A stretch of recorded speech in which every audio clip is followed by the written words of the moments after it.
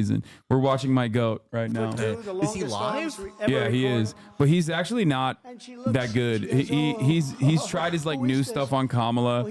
He's talked about being shot. Have you ever had Dr. Pepper strawberries and cream? It's pretty good. I've had the strawberry one. And she's a little nervous, but she's going to break that record.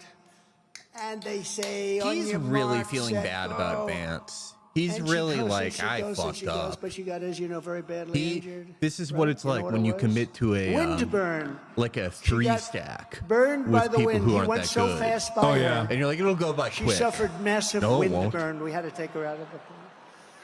Massive wind burn. No, it's so crazy. Men playing in women's sports. I'm trying to judge by the people in the North Carolina. Who could want open borders? Who could want high taxes? That Who woman could has want a very high Pennsylvanian taxes? look to me. Who wants this?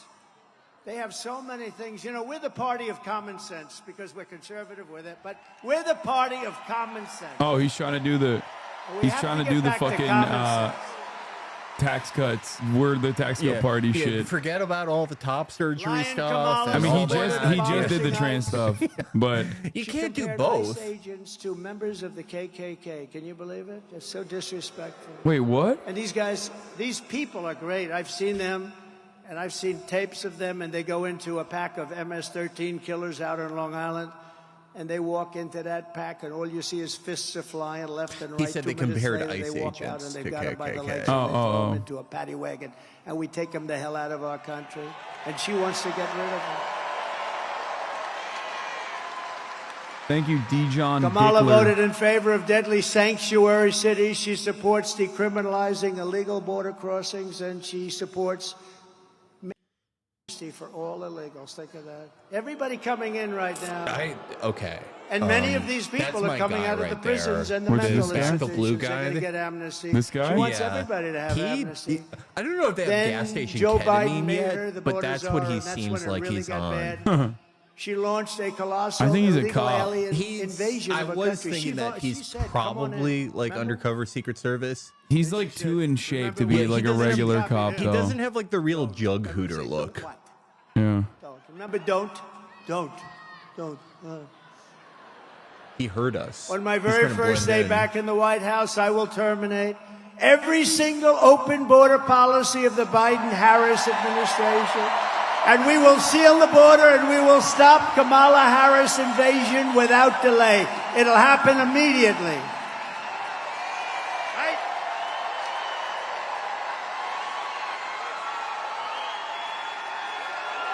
Oh man, you know what I realized was the problem with the Trump campaign even before they scared the Democrats into like just baseline competence.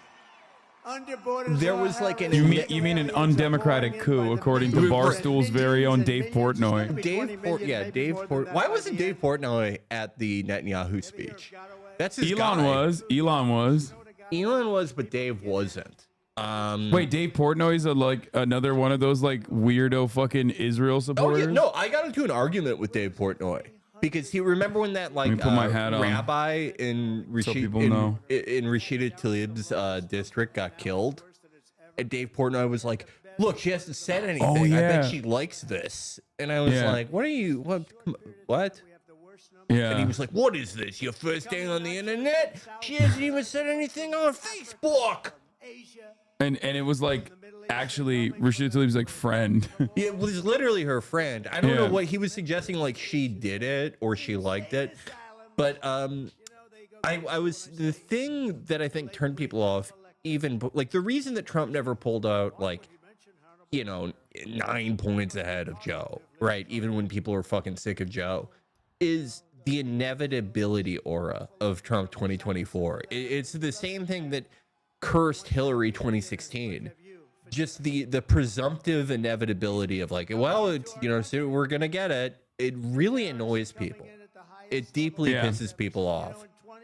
And it also like blunts your otherwise like sound instincts. Like when you listen to Donald Trump Jr. and make your vice presidential pick JD Vance, who according to CNN last night, did you see the poll? Yeah. That was like worst ever, -6. Like we're historically unpopular. They're like, we've never had a VP pick be underwater in popularity. The little thumbnail of JD Vance with worst ever, that's replaced my previous favorite screenshot. David Perdue, totally exonerated, no wrongdoing. Oh, yeah, no wrongdoing. Those are my two favorites now. Yeah. Now we have hundreds and hundreds and thousands of terrorists coming into our country, coming in from all over the world. Meanwhile, our crime rate is going up, despite the fact that they like to say it's not. Come on.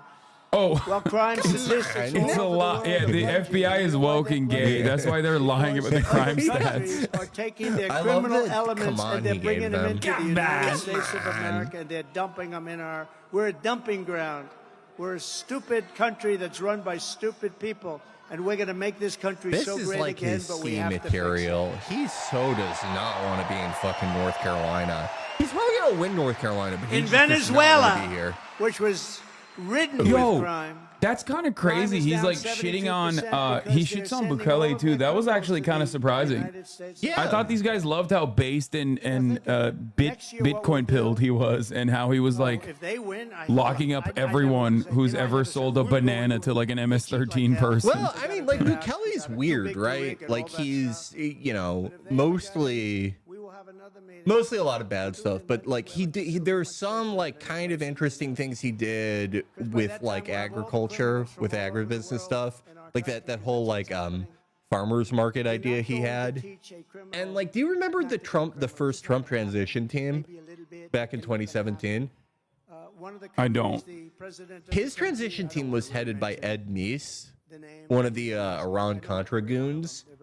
And I wonder if there are people like deep in Trump world, like 90-year-old Iran-Contra veterans who just any sign of any like pro-worker policy in Latin America, they're like, kill that guy. Yeah. That's what they tell him. Couldn't pass their bar Well, he exams. used to be woke, so that's why Does they're anyone still know that? operating on Did that they say boundary. that on NBC News? Yeah. Ladies and gentlemen, we have breaking news. Kamala Harris could not pass her bar exams, but she's going to be a great president, right? Wait, he gave money to Kamala Harris when she was running for AG, like Not twice. even that long ago. Yeah, that's what I don't understand. Like when he's like, "Oh, she's a bad AG," wait, so why'd you give her If I were the $6 head of grand? one of the Like, countries, I would be worse than any of them. He just seems so like some of them actually deflated have half of and their resigned prison to it. population Like it still. wasn't like, I oh, wouldn't she have any. didn't pass the Richard bar. wouldn't have any. You and I would. Our what country is she, would be vice the president? She's like, safest oh yeah, country. she'll be a Every great criminal president. Would be in the United States of America. I can tell. You guys are gonna be really happy when I Every lose. Criminal would already be here. Every jail would be empty. Every mental institution, insane asylum would be empty. They'd all be in the United States. And that's what, in a short period of time, that's what's going to happen. We're going to have all of their criminals. The only thing good about them is they make our criminals look like very nice people by comparison. These are serious criminals. These are rough killers. But under Border Czar Harris, can you believe it? Our communities are being ravaged by migrant crime. I call it migrant crime. I used to call it Biden migrant crime, but now I'll probably change it to Harris or Kamala. You know, it took him about, 4 years that doesn't to even pronounce work. her name Oh right, my and then she God. the did it. last one didn't work either. I call it Biden migrant crime. Like it just doesn't work. Very He is undemocratic like move. He's lost the sauce a little Earlier bit. this year, a 15-year-old girl Mr. in President, can you Massachusetts jack was off raped or something? Come by a back to this migrant later. who Biden and Harris flew into the United States against all orders. In upstate New York 2 months ago, another 15-year-old girl was attacked by an illegal alien that just walked into our country, assaulted with a metal pipe, abducted, driven to an isolated area, raped and killed. And in Texas last month, 12-year-old Jocelyn Nungari was tied up, sexually We only assaulted. want it when white Americans do that. That's fine. just Biden like, and Harris when was the released last into time you United saw States and him refused to get him out. phone it in like this? What kind of a vice He's like- president you and can what tell kind he's of a reading from the border czar teleprompter, allows too. these monsters to come into our country? And this is just a small portion. These people are here now by the hundreds of thousands. And remember this, it's like But the anything crime else. rate is going down, so I guess like they're better for the crime No, rate. but the crime rate is lying. The FBI Yeah. is Come lying. on, come on, wait, come on, come on, come on. Getting used to being Yeah. here. They don't know about the words this. politically correct yet. When you catch them and you do nothing, and then you catch them again and do nothing, they don't know. The only time they do something, if it happens to be Trump, because he talks about how the rigged election was a disgrace. Oh, he should get the electric chair because he said the election was rigged. But if you rape and kill somebody and strangle them and dump them in a creek, that's okay with these people because they're crazy. Yeah, no, that's what and they're we doing. We don't want these people running our country anymore. That's what the Democrat DAs are doing. They're letting rapists. They're letting rapists get off because what they're like, kind of person? Are you an undocumented immigrant? Oh, sorry, we can't prosecute you for the crime of rape and murder. But the problem is, like, these guys literally believe it. Like, it's just they are hallucinating in a completely different reality. But you know that, Brandon, they said they passed some nonsense so that they could have we're having a news conference. It actually made it worse. It actually, look at me saying it did. It made it worse. It's horrible. Kamala's deadly destruction of America's borders is completely and totally disqualifying. She shouldn't even be allowed to run for president. What she's done, she's committing crimes. No person who deliberately lets these kind of savage criminals into America should ever be trusted with power again, should ever be trusted to be the president of our country. If Bordazar Harris stays in charge, every week will bring a never-ending stream of illegal alien rapists, bloodthirsty killers, and child predators to go after. I think that's a good line of attack, to be fair, because like they're already so invested in like immigrants are doing unimaginable amounts of rapes and violence. Hundreds of thousands of Americans dead every day in the hands of an undocumented immigrant.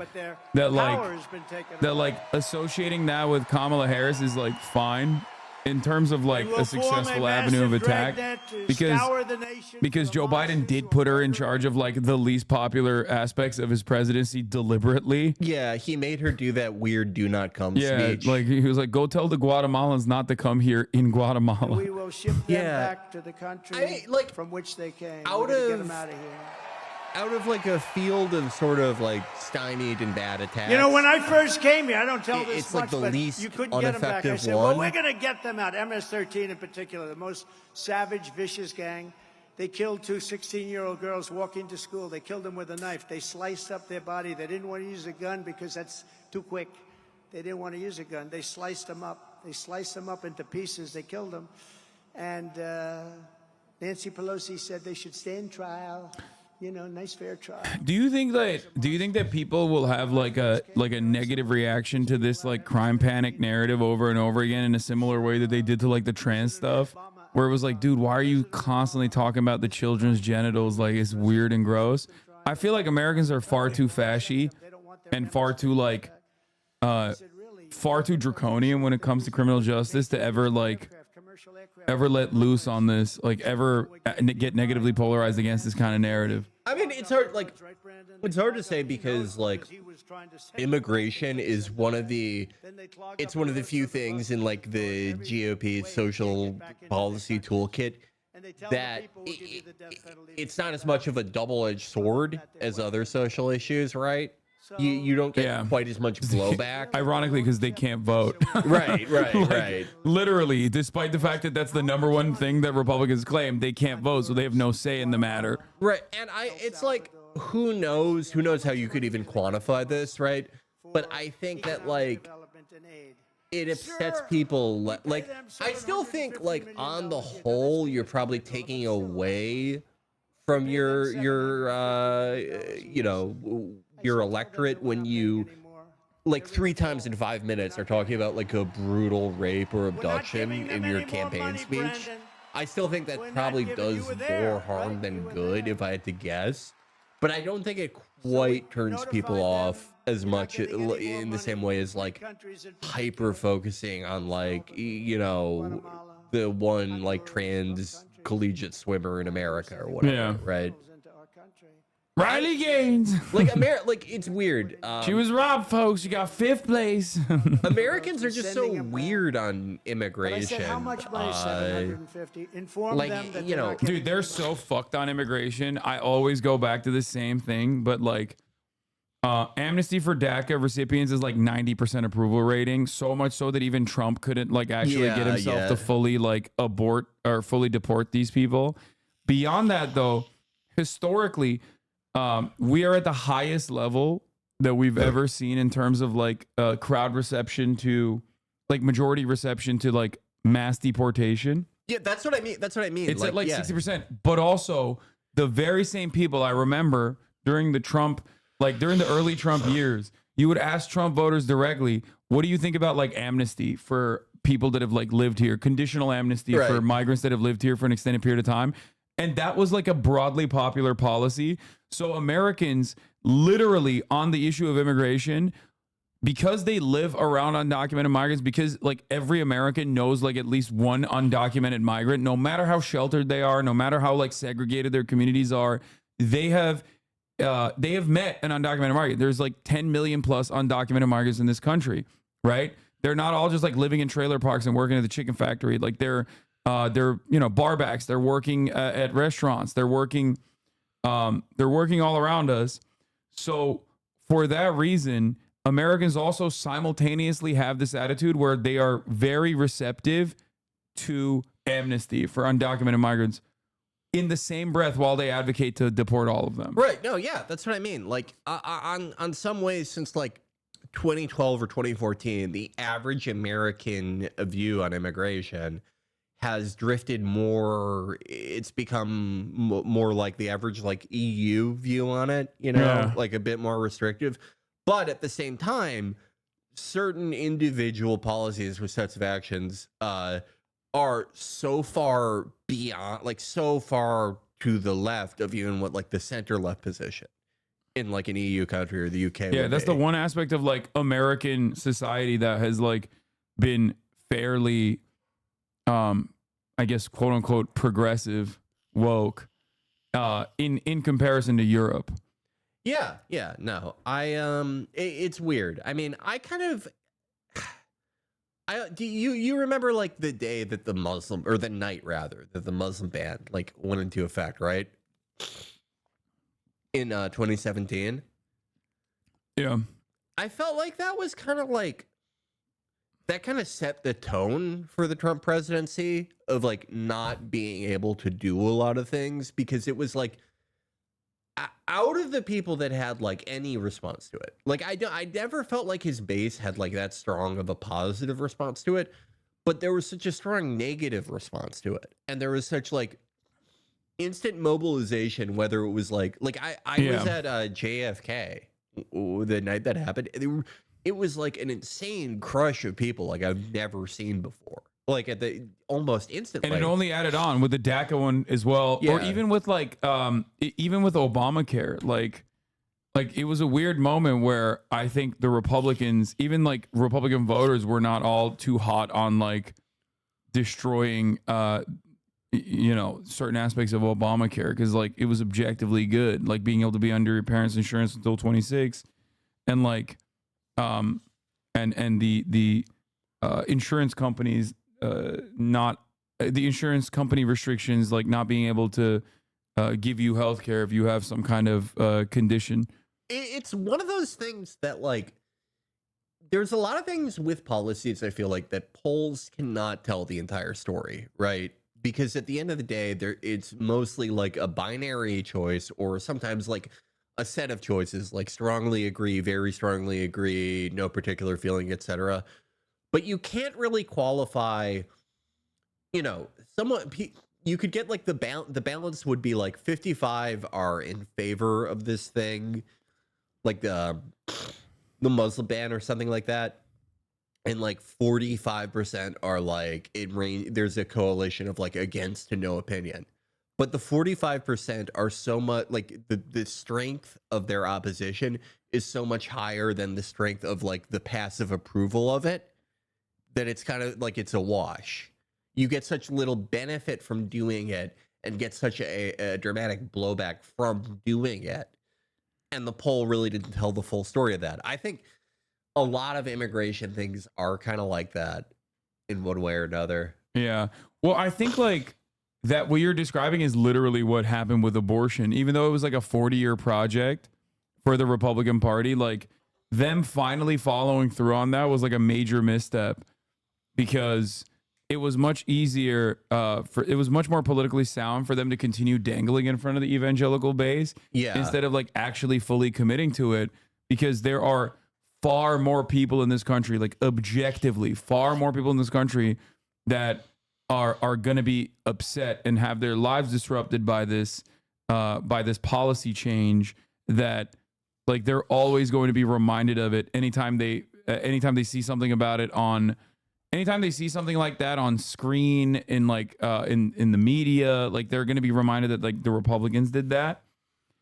And I think that is a legitimate problem with the Republican Party now, is that they just kind of won so much for so long that they believe that they are more popular than they actually are.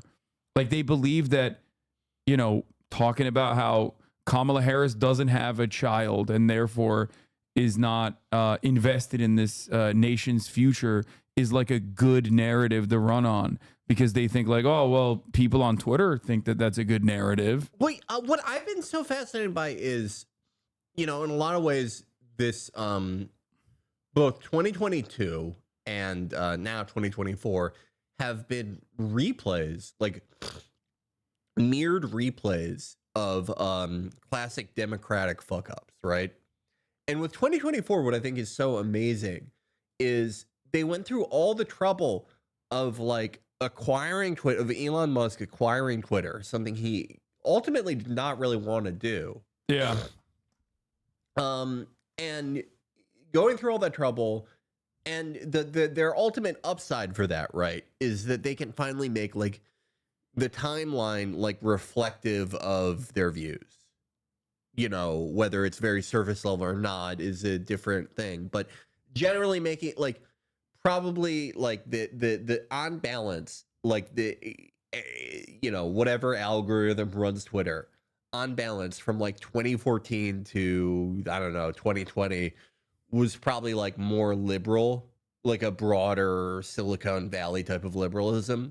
And now it's more conservative. Like if you click on your For You tab, I get some manuals, I get some Manual accounts, but I mostly get, you know, like, you know, Patriot Deborah. And she's like, Kamala's the Hawk 2 candidate. You want to know something crazy though? Like actually not being on Twitter all that much and not having it be on my, like only looking at Twitter when I'm live and not having it on my phone has greatly reduced the number of like blue check mark you know, Twitter farmers. I still get the occasional Ben Shapiro tweet crying, as you can see here, about like the American flag being burned or whatever. But beyond that, it's just mostly people that I interact with, because the doom scrolling, I think, is like greatly boosting. Yeah, no. Yeah, that's what I mean. Is like for hyperactive users, the like For You or trending, you know, before For You existed, that trended more like Silicon Valley liberal. Now it's like weirdo Silicon Valley right winger mixed with 100 other things, if you're like a very active user on the mobile app. But what I think is so interesting about that is they literally, one of the big problems with Hillary 2016 and the Kamala 2020 primary campaign was this, or Warren 2020 especially, was this problem that left liberals had where they thought the timeline was broadly reflective of reality. And they would go out there and realize no one had any fucking clue what they were talking about. Yeah. Conservatives went through the trouble of buying Twitter to make the timeline reflect their thoughts, and then forgot that they did that.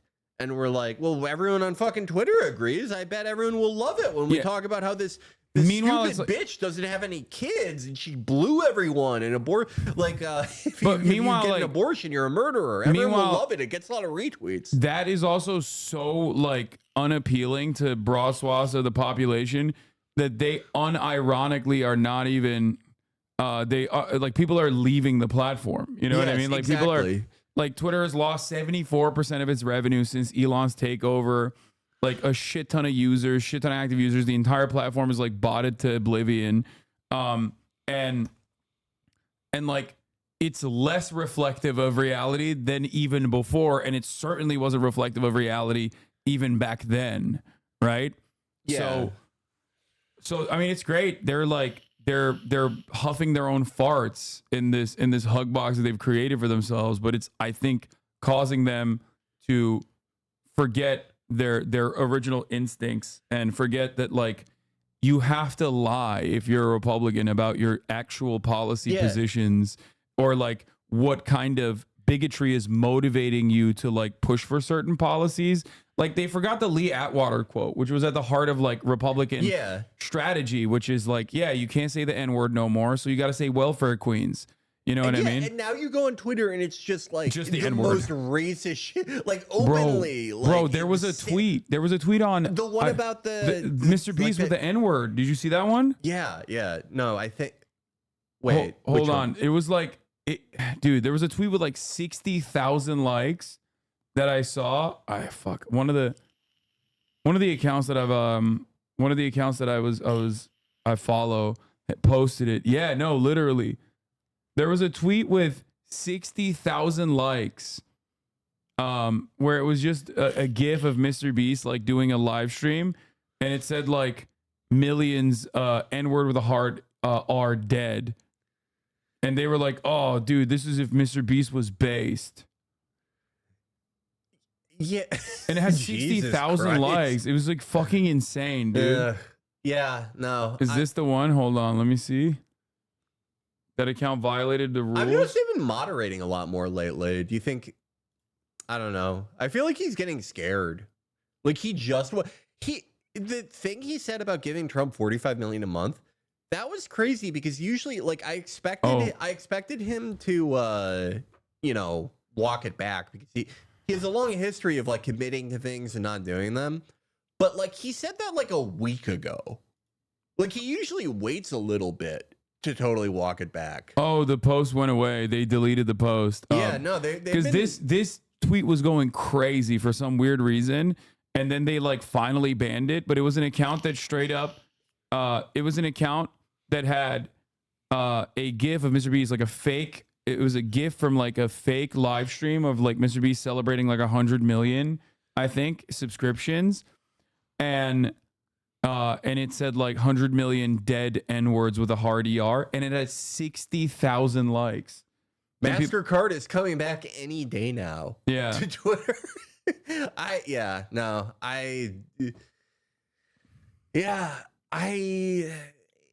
What can you say? Like, yeah, it said if Mr. Beast, if he was good, that was the tweet. Yeah. What can you say? Like, when the Twitter algorithm had like a more like weird, initially like 2012 liberalism bias, and then I don't even think it had like a bias towards like crazy, stupid idpol stuff. I think like you said, there's a special algorithm that happens for people who are hyper engaged, and it just, I saw this. Yeah, it's today, like this shit. Like, it's like, dude, this has 30,000 likes.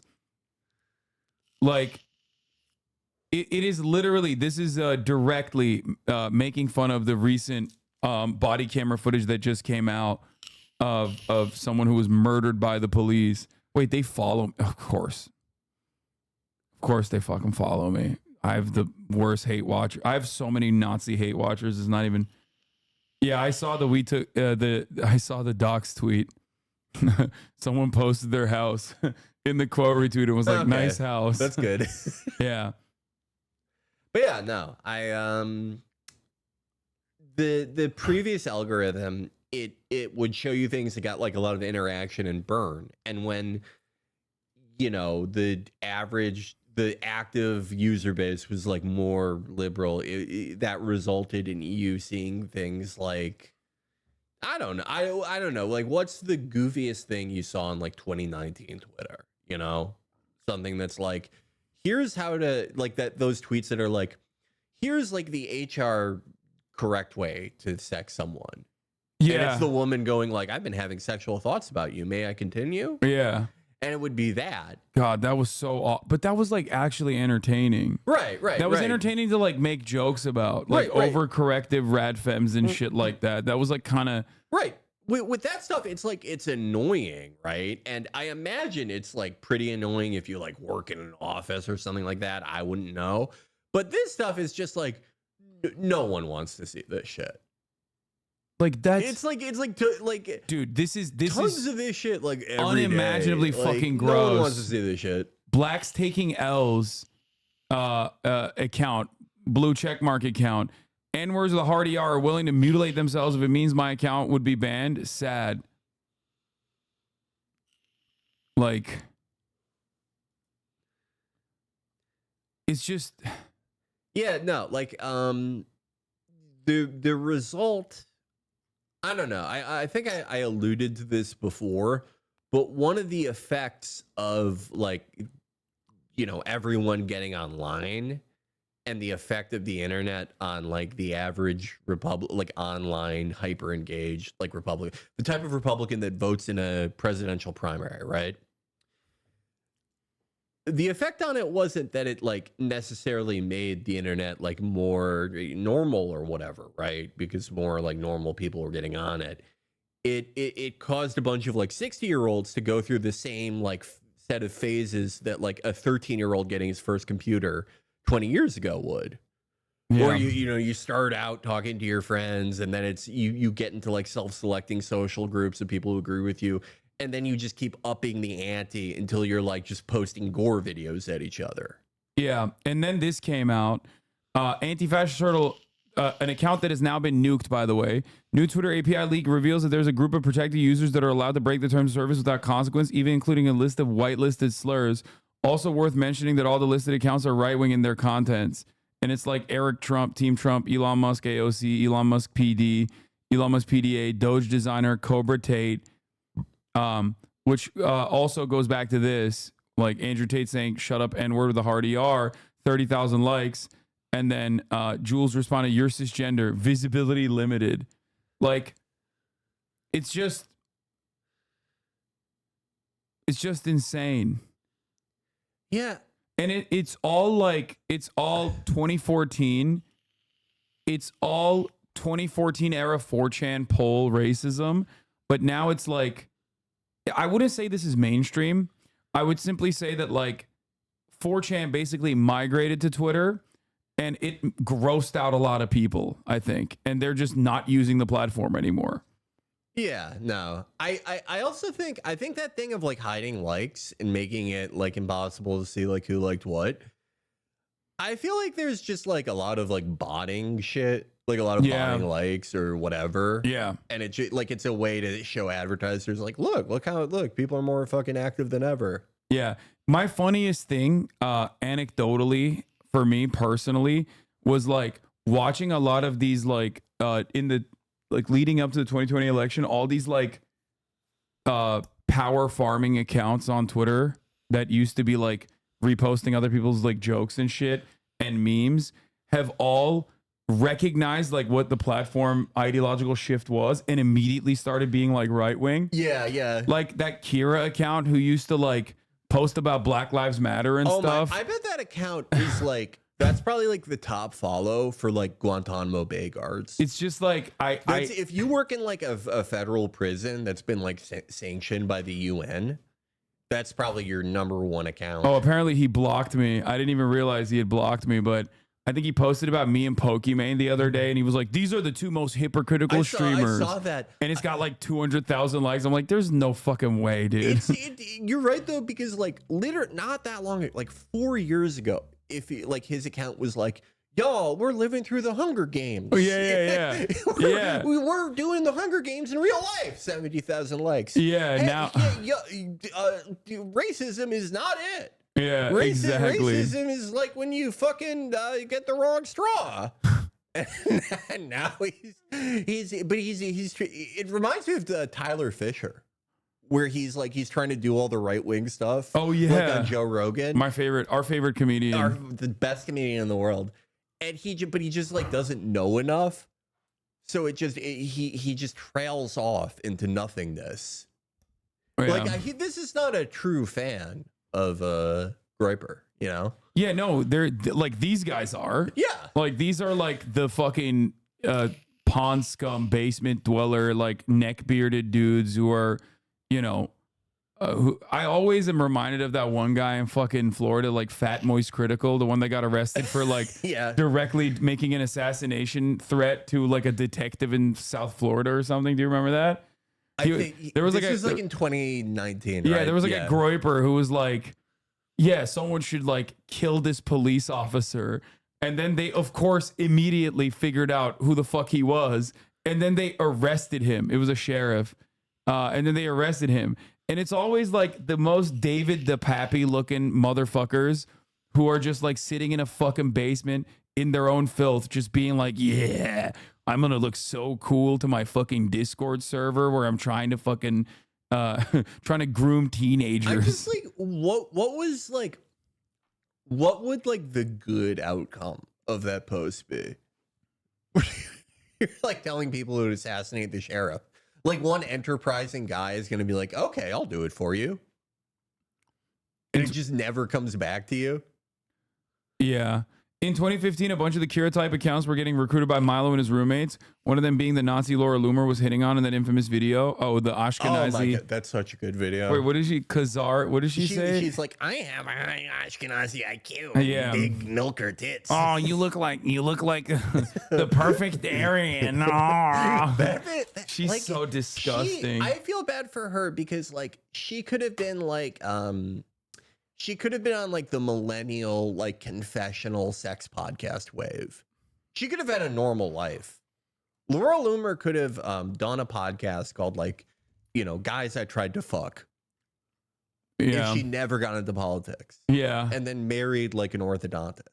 And instead she, you know, she's waiting for someone to start a conservative Uber Eats so she can finally order food. Like it's a tough life. In order to order food, you have to write your favorite slur. Yeah. Like it doesn't unlock until you like write a slur, whichever one's your favorite. But yeah, I think that they're doing that. Kick, I'm pretty sure, did that with like the Feared Buck or like all of those other like weirdo Aiden Ross adjacent accounts.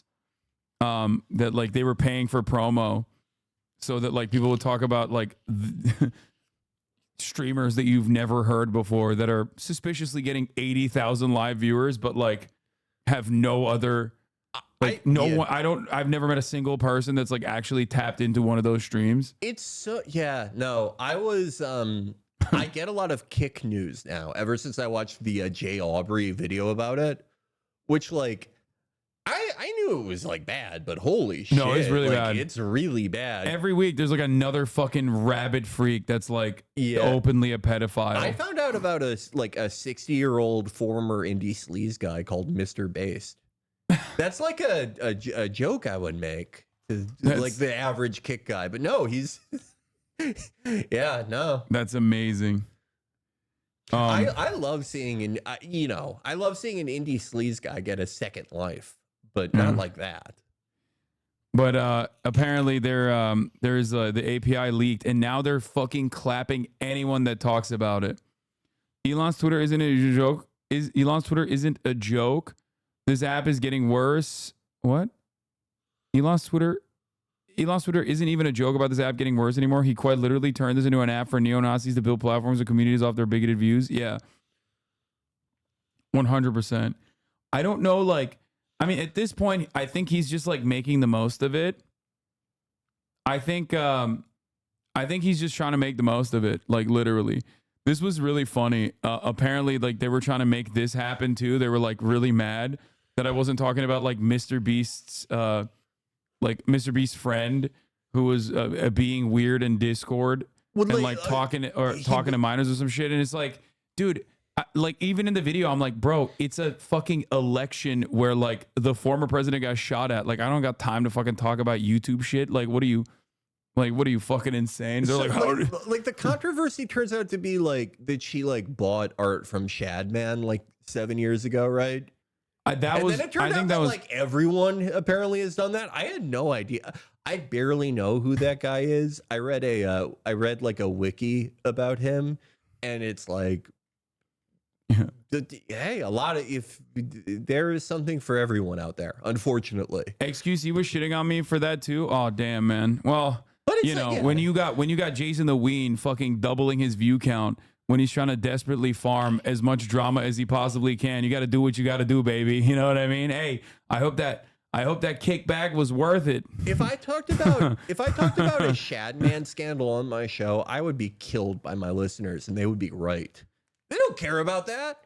No, like that They don't know who that is. No, that Shadman person is like fucking gross. Even I had like known about him being like a weird dude who's like a pedophile. Right. I think he got like arrested or some shit, and he would like make lolly porn. But ultimately, like it's just like the thing that they immediately ran to wasn't like, oh, this person is like in Discord talking to a 13, 14-year-old. I think it was a 13-year-old or 14-year-old, which is weird and fucking gross. And in my opinion, completely unacceptable. Just don't do that. I don't know how the fuck people do that. Right. But beyond that, they were like, this is how trans people are. And it's like, bro, Dr. Disrespect is a 35-year-old man with a wife and a child at the time who was trying to fuck a minor, openly admitted that, okay, said inappropriate messages or whatever. And literally no one was like, this is how every white guy is like. You know what I mean? Like, what the fuck are we talking about? No. And that, like, the like guy that she bought or commissioned art from, I'm not really sure, but like someone did a thread, like apparently like tons of weird YouTube people I have not heard of who are all over this thing, like loved that guy. There was like a mega thread. Yeah, it was of Shadman interactions. I had no idea he was like that popular. It's fucking weird, dude. I don't understand it. Fucking but what I do understand bizarre. is like both Mr. Beast and Ava as well, like way back in the fucking day, were edgelords. Like they straight up were. Obviously, things change over the course of like a decade, but they 100% were like. I mean, I remember like seeing old videos before Ava realized that she was trans, of like them both making attack helicopter jokes and shit. You know what I mean? Like they were classic like edgy white boys on the fucking internet. Like that was the way that they were operating for the most part. Of course that wasn't a problem back then, and it's like now they're using it to be like, oh, see these guys, because like Ava is trans and Mr. Beast stood by her, that it's like now it's a problem, even though like the guys that are fucking doing that are like defending Dr. Disrespect in the same fucking breath. It's very weird. You can just say it's weird and gross. You know, it's okay. Yeah, and without trying to like connect it. How much coverage do you have to do about it? Yeah, like Jesus Christ. The funniest part was like there was like the person who's 20 now, right, being like, oh, I wasn't groomed, like it wasn't like that. We're in a Discord, we were saying inappropriate and edgy shit to one another. It's like fucked up, I get it, but like everyone's saying like I was groomed or whatever, and then every response was, how much did Mr. Beast pay you? You fucking idiot, you fucking bitch. It would be funny if Mr. Beast bribed you, but he did it in the style of his videos. Yeah. Like, all right, I'm gonna pay you off, but you have to live in a Costco for a year.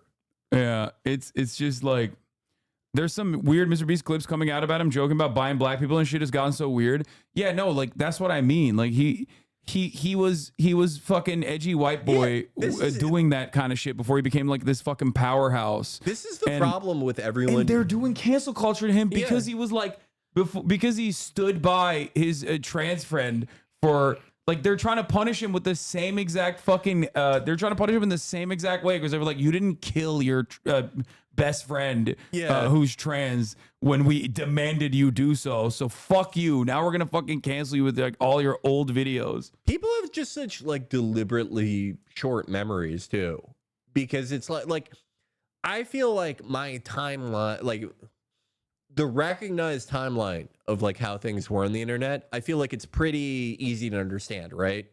Like, you know, let's say middle or end of the second Bush administration into like 2015. Like have you ever seen those old like Neil Patrick Harris, any old celebrity tweets? Michael Ian Black, Neil Patrick Harris, any of them?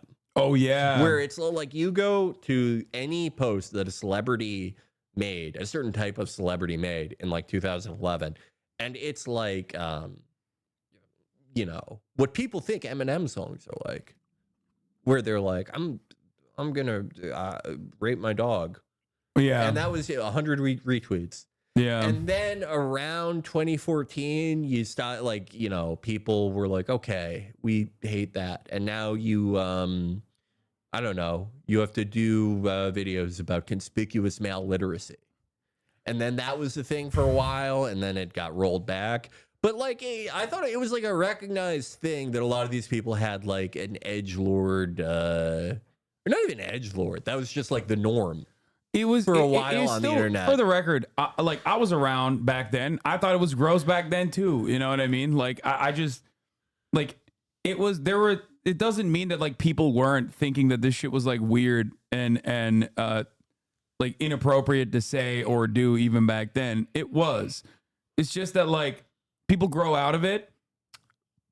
I think that a lot of people did grow out of it, and it's funny that people that didn't grow out of it, or rather lean into that right now in 2024, are the very same people who are being like, no, but you say that now we got to cancel you. And Right. it's like, I can see your fucking post right now in between. It's such a self-contradictory thing, right? Like Yeah. getting like the I don't know what Mr. B said in like 2013 or whatever. He was probably like 9.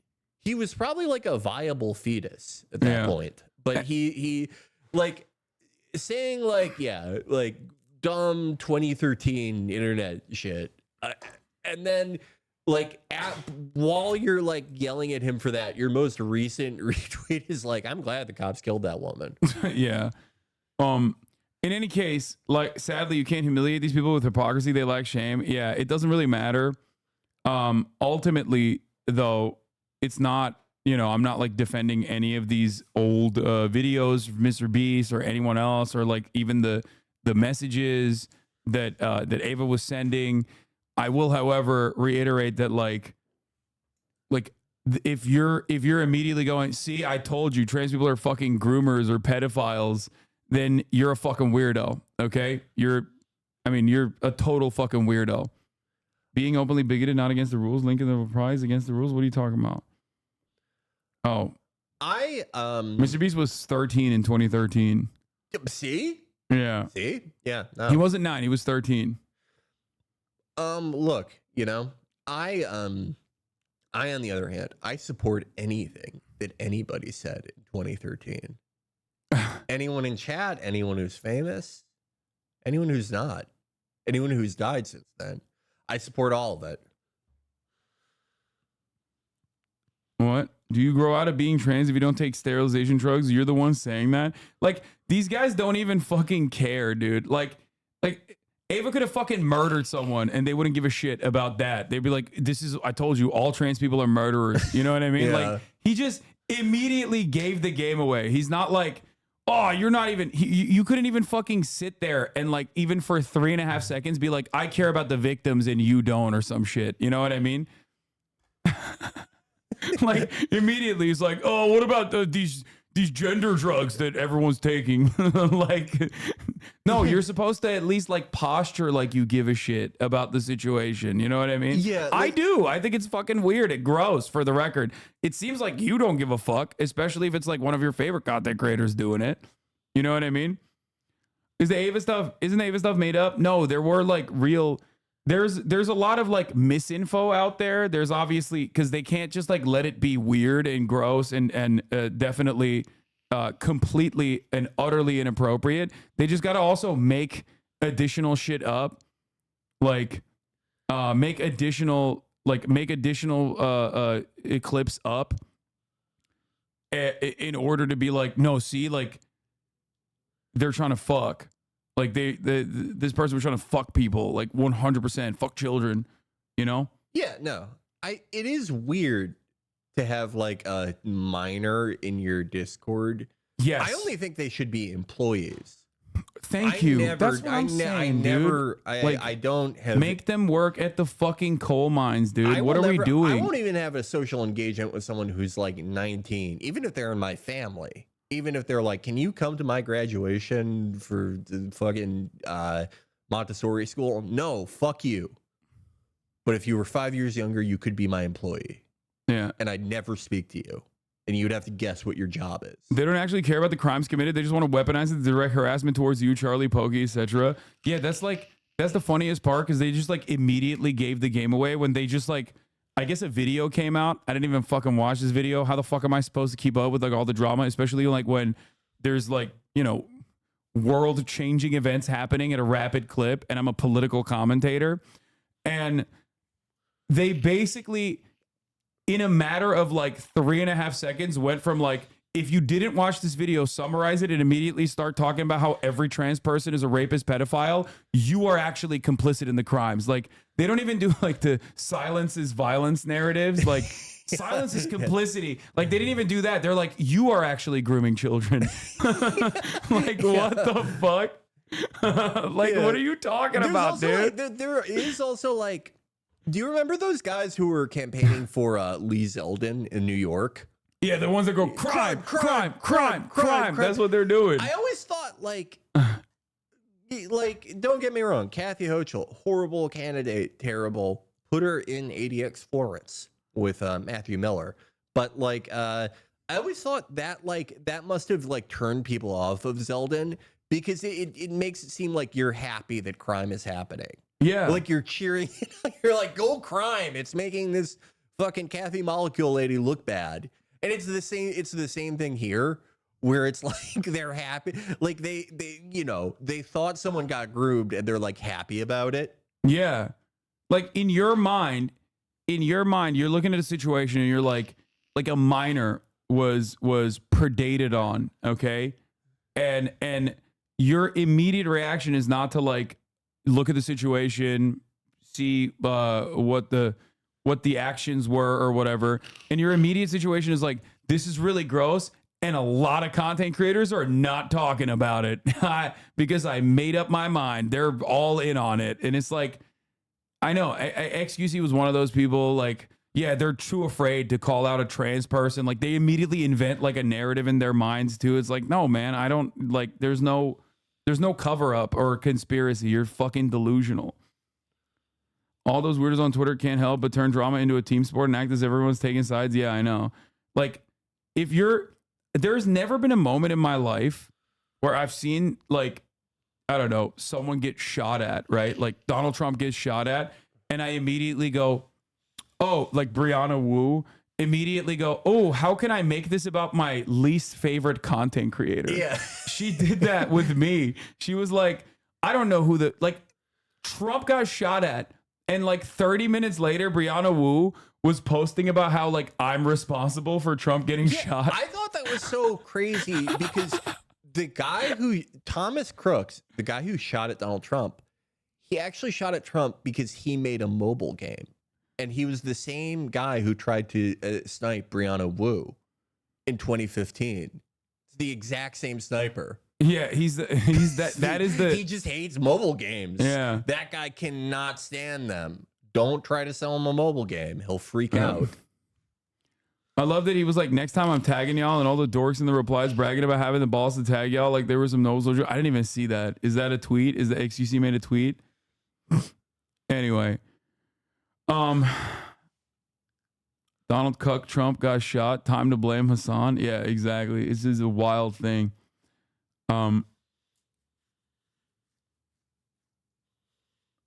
Do you think Biden's going to talk about the mass amounts of bird flu? No, Biden's going to talk. If Biden doesn't address the Mr. Beast drama, he's complicit. Biden is actually doing this to address it. Like, just let him do it. Try to tell him what happened and see what he says. Yeah, it would be so fun for everyone. I think it would like unite everyone. We need more things that like unite America. Yeah. Oh, the other person was drama alert. When Trump got shot, they took my reaction to it and were like, Hasan Piker, low IQ political streamer, thinks that Donald Trump staged his own assassination. I was like, I'm not saying that at all in the clip. Like, why are you fucking claiming that? And you put the full clip there. I'm not saying that at all. And then like, how is this your first like thing? How is this your first reaction? I was thinking today that Keemstar is like, he's the closest thing we have to like a modern and real like Charles Foster Kane from Citizen Kane. Who? Keemstar? Yeah. Oh my god. Do you remember that video that we watched like 2 years ago where it was like covering, I forget what it was even covering, but you were involved. And it's like, it said, it showed like a short clip of you. And he went, as you can see, Hasan's a disgusting fucking person. Yeah. Like his narration is so good. Oh, this was awesome. He said, he quote retweeted and said, if you support Hasan Piker, unfollow me. I don't F with any of you people at all. Why? Damn, he's standing on business. Yeah, because I'm not taking the Trump assassination seriously enough. It's like, oh, I want to direct the Citizen Kane movie about him. Yeah. He thinks he's Newsroom, but I think he's better than Jeff What is this? Daniels Oh, this is from Newsroom. July 13th. Hasan Piker is so anti-American. Please ship to another country anywhere but here. He's literally falling off, so he's just clickbaiting for attention. I know. I've fallen off so spectacularly that I can only serve the top of the hour ad break to 50,000 people. It's just the fall off. I didn't even see. The fall off is so severe, dude. It's just really fucked up. It's really bad. I'm sorry. 50,000 people will be seeing the top of the hour ad break unless they subscribe.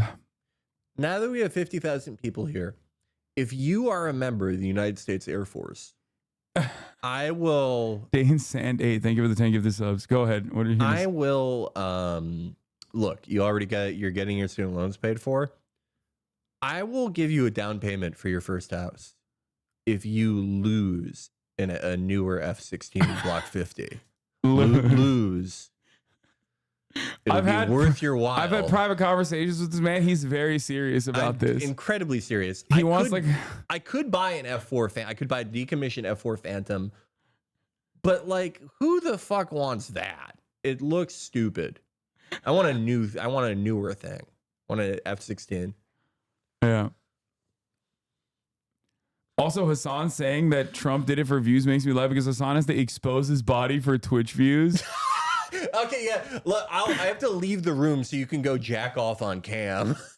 The thing you're always doing. He's not wrong. Hasan has signed an exclusive deal with Joystick. He's going to be doing the same political commentary you like, but the only camera will be on a hole penis in his pants. His penis and balls. The same commentary, but that's all you're going to see. That's what he's talking about. I have to expose his dick and balls against a green screen. I love Biden speaking. I love Jose Cuellar calling me a hussy. Like, that's like, see that. That's awesome. Thank you, sir. Thank you for noticing my hard work. Okay. Oh my God. Yeah, just like top of the hour, taking off like another piece of clothing. Yeah. He called me a Jezebel, dude. That has to be like a 74-year-old man. That's what the whatever the grandma in Ballarat settlement says. That's what she calls America. This is exactly how the grandma in Shadow of the Erdtree talks about America. The strumpet. The floozy. Guy in the X comments saying he'll buy veteran and biker as a combat vet. Hasan Piker can leave anytime.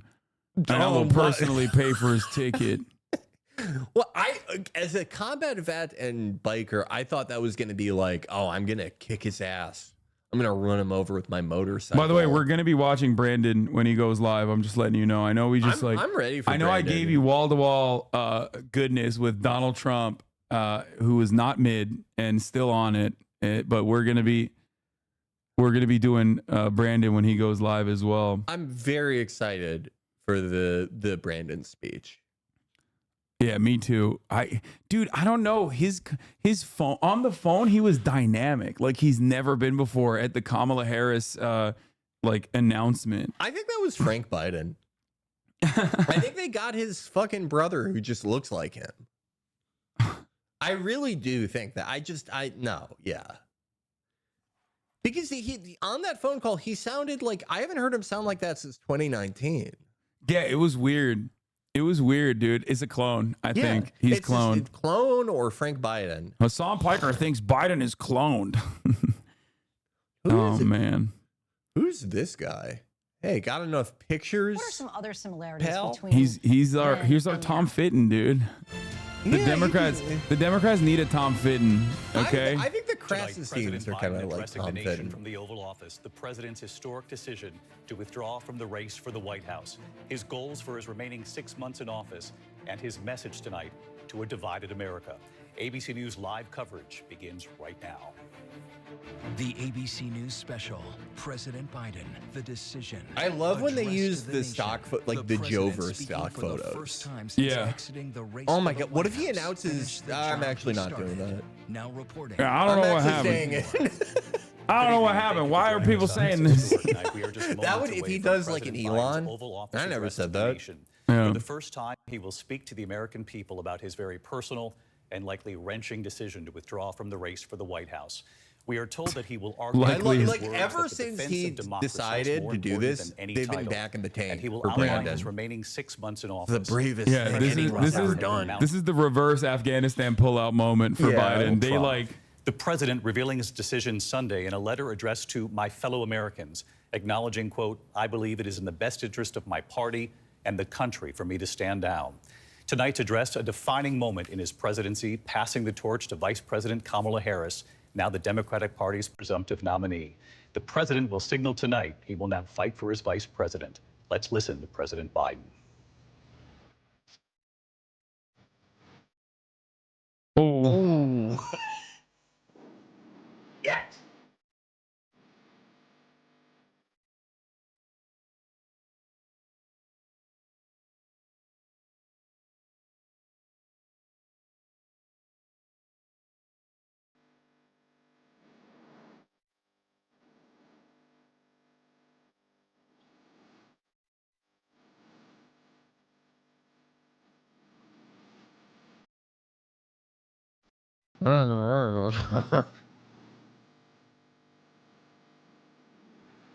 Did they like not put his teeth in? they thought this would get us. They were like, no, this is great. Like this is we can carry this man across the finish line. Stop giving me that Adderall shit. You man just need root beer. You need some sassafras to address the nation.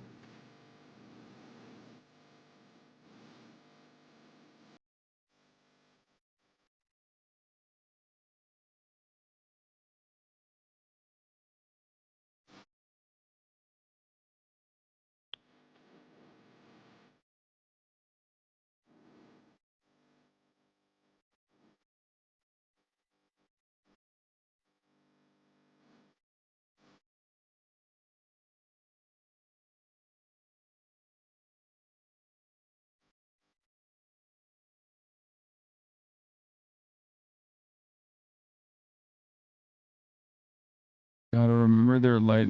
What? You weren't born in America? I was.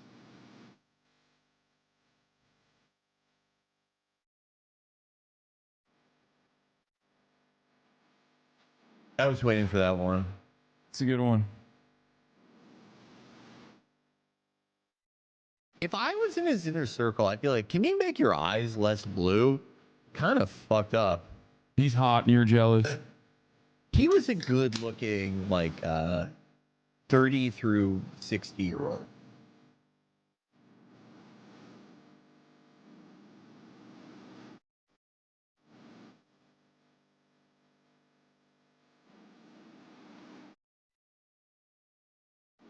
Those of us who charity this cause.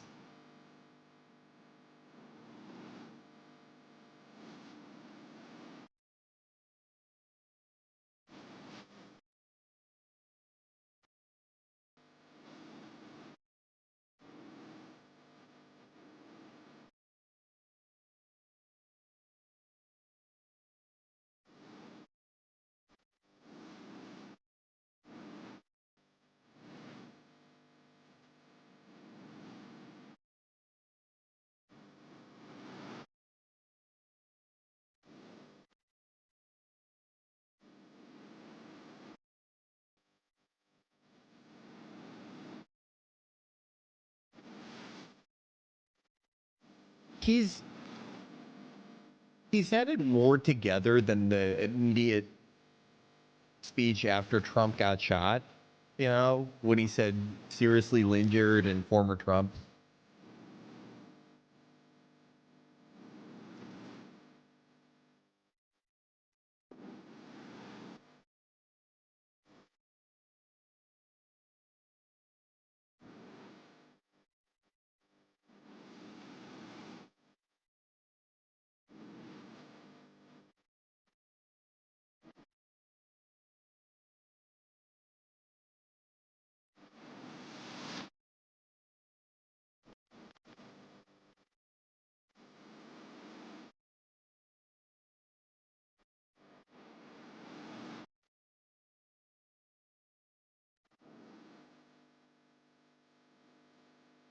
Oh, I forgot about that. Trump brought it back at the RNC, I think.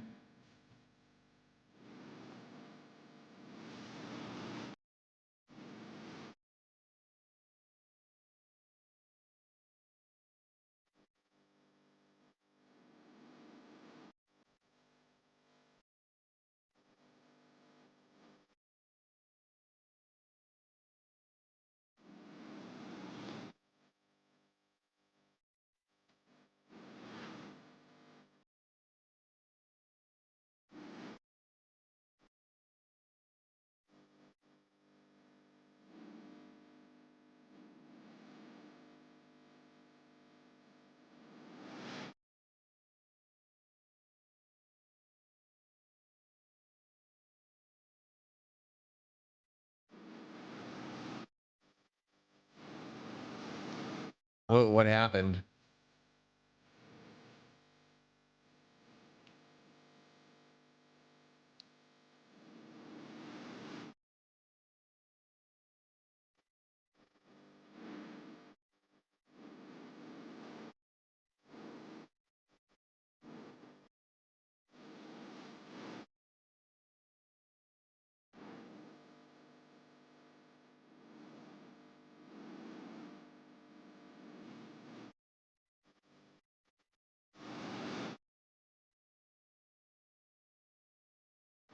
What? What? He's talking about, you know, they fucked everything up before I came in. Someone branded on it. This is like the most coherent he's been in like 2 years. A weight's been lifted from his shoulders. Yeah.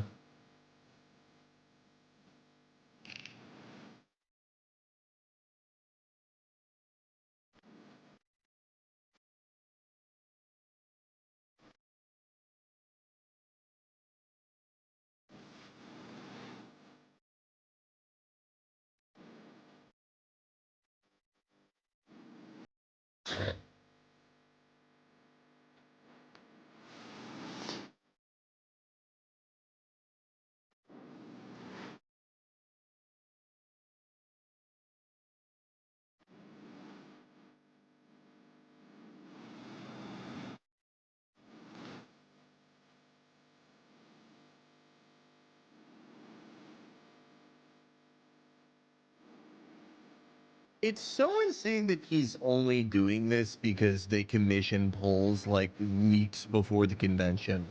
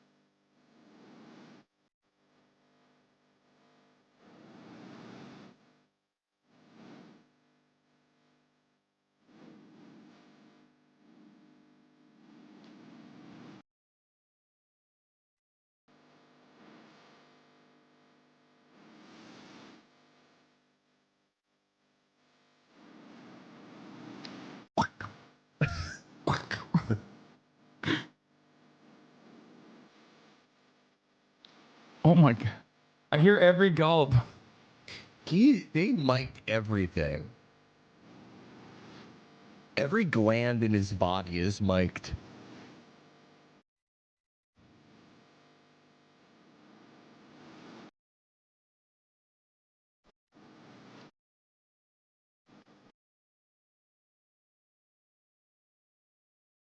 I met him. He was a good guy.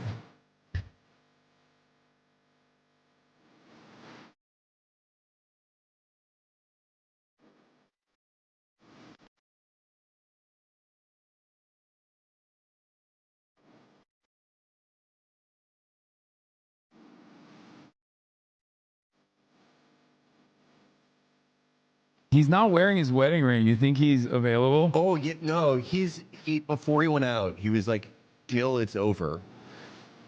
Jill, you wanted me to keep running for president for your own ends? Bye. He's I trying hear- to fuck. I hear Joe has been seen with Rihanna. Joe Biden was seen leaving the Viper Room with Madison Beer. Madison Beer. Yeah. Hey, you're a real good drinker, whatever you are. That's what he said to her.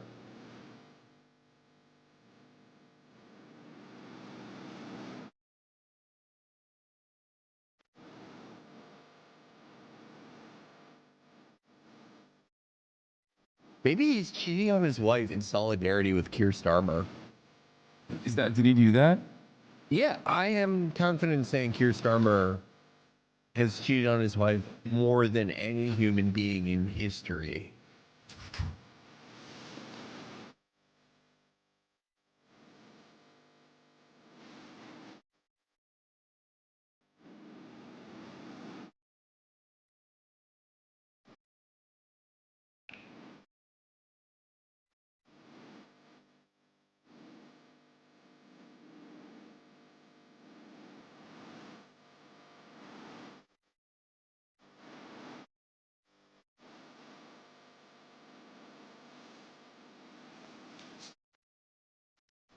He really held it together for that. There was no like former Trump.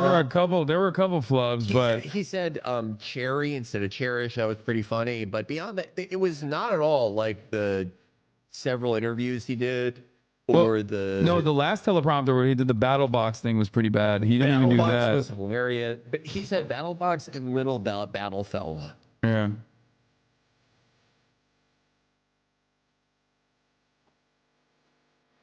I don't know who this guy is.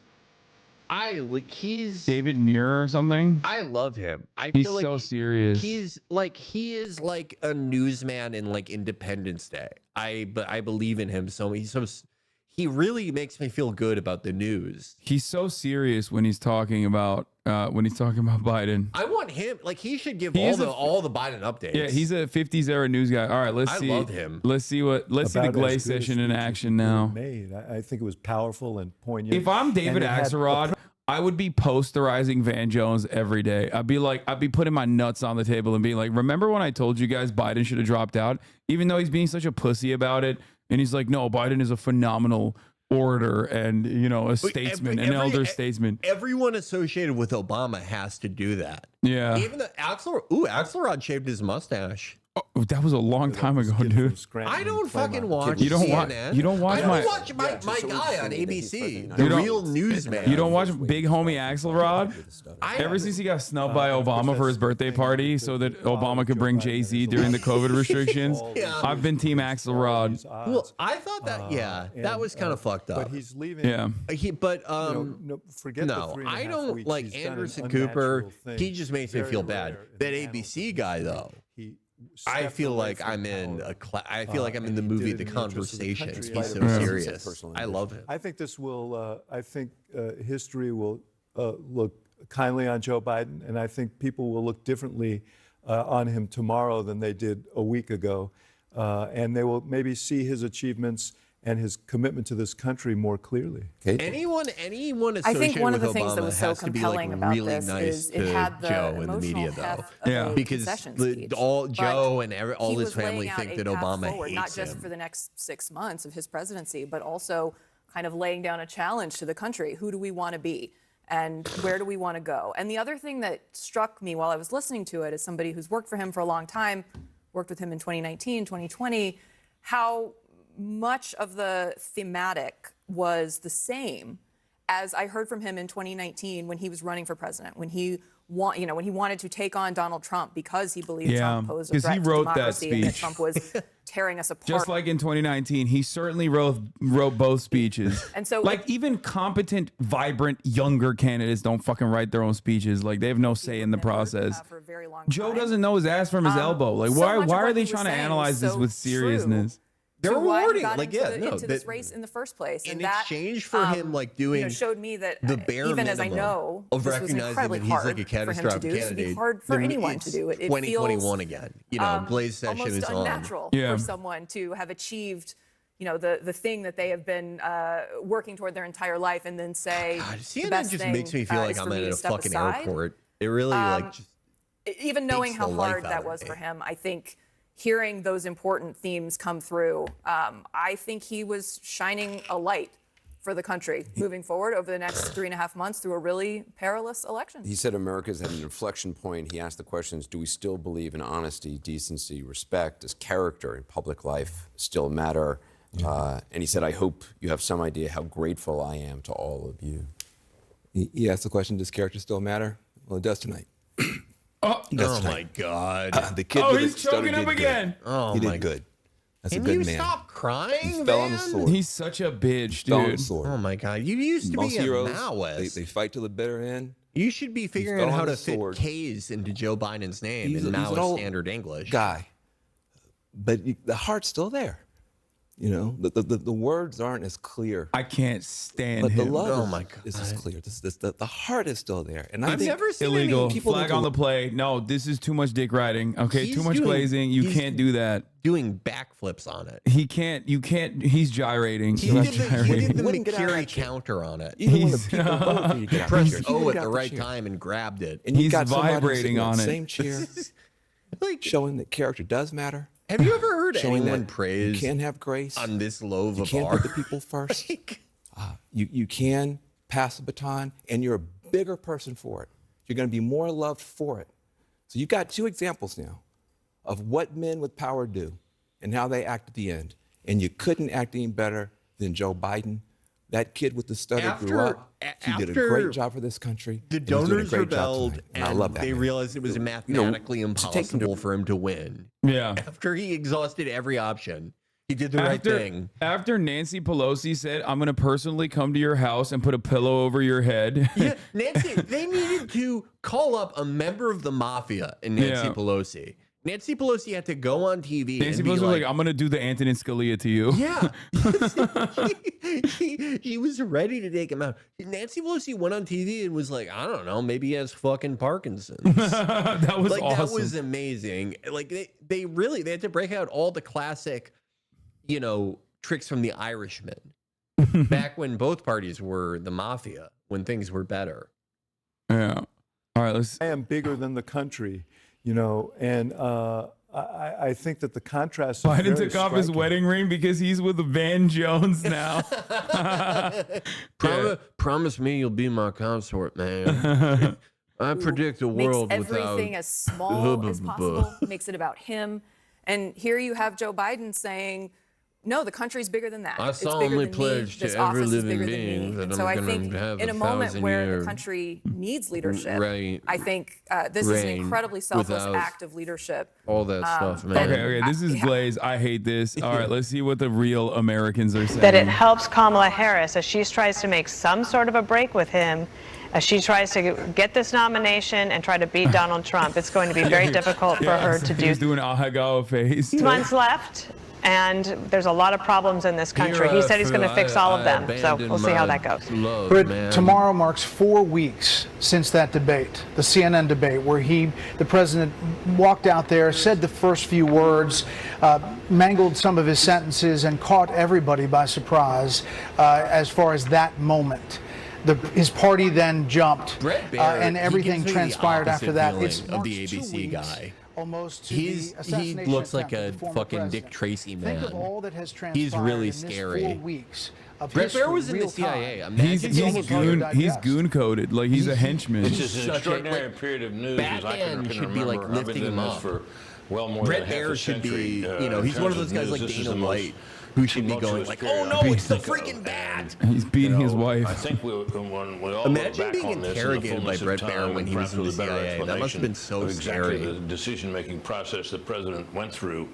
It will be seen as inevitable once that debate happened that he would have to step aside and that someone else would have to come forward. We now know who we think that person is because the signs are all aligned for her to become his successor, at least as candidate for president. Brett So I think Hume that's where we is- are, Brett. he's The like debate a, happened and everything what else are those flowed guys in Elden from it Ring, except for the, one thing, and Tibia that was the Mariners? attempted murder of Donald Like Trump. he's 3/4 into death Harold, right quickly, now. will they He's campaign so together? freaky. Just about 20 seconds here. They- and they how brought much him will back. we see the president after this?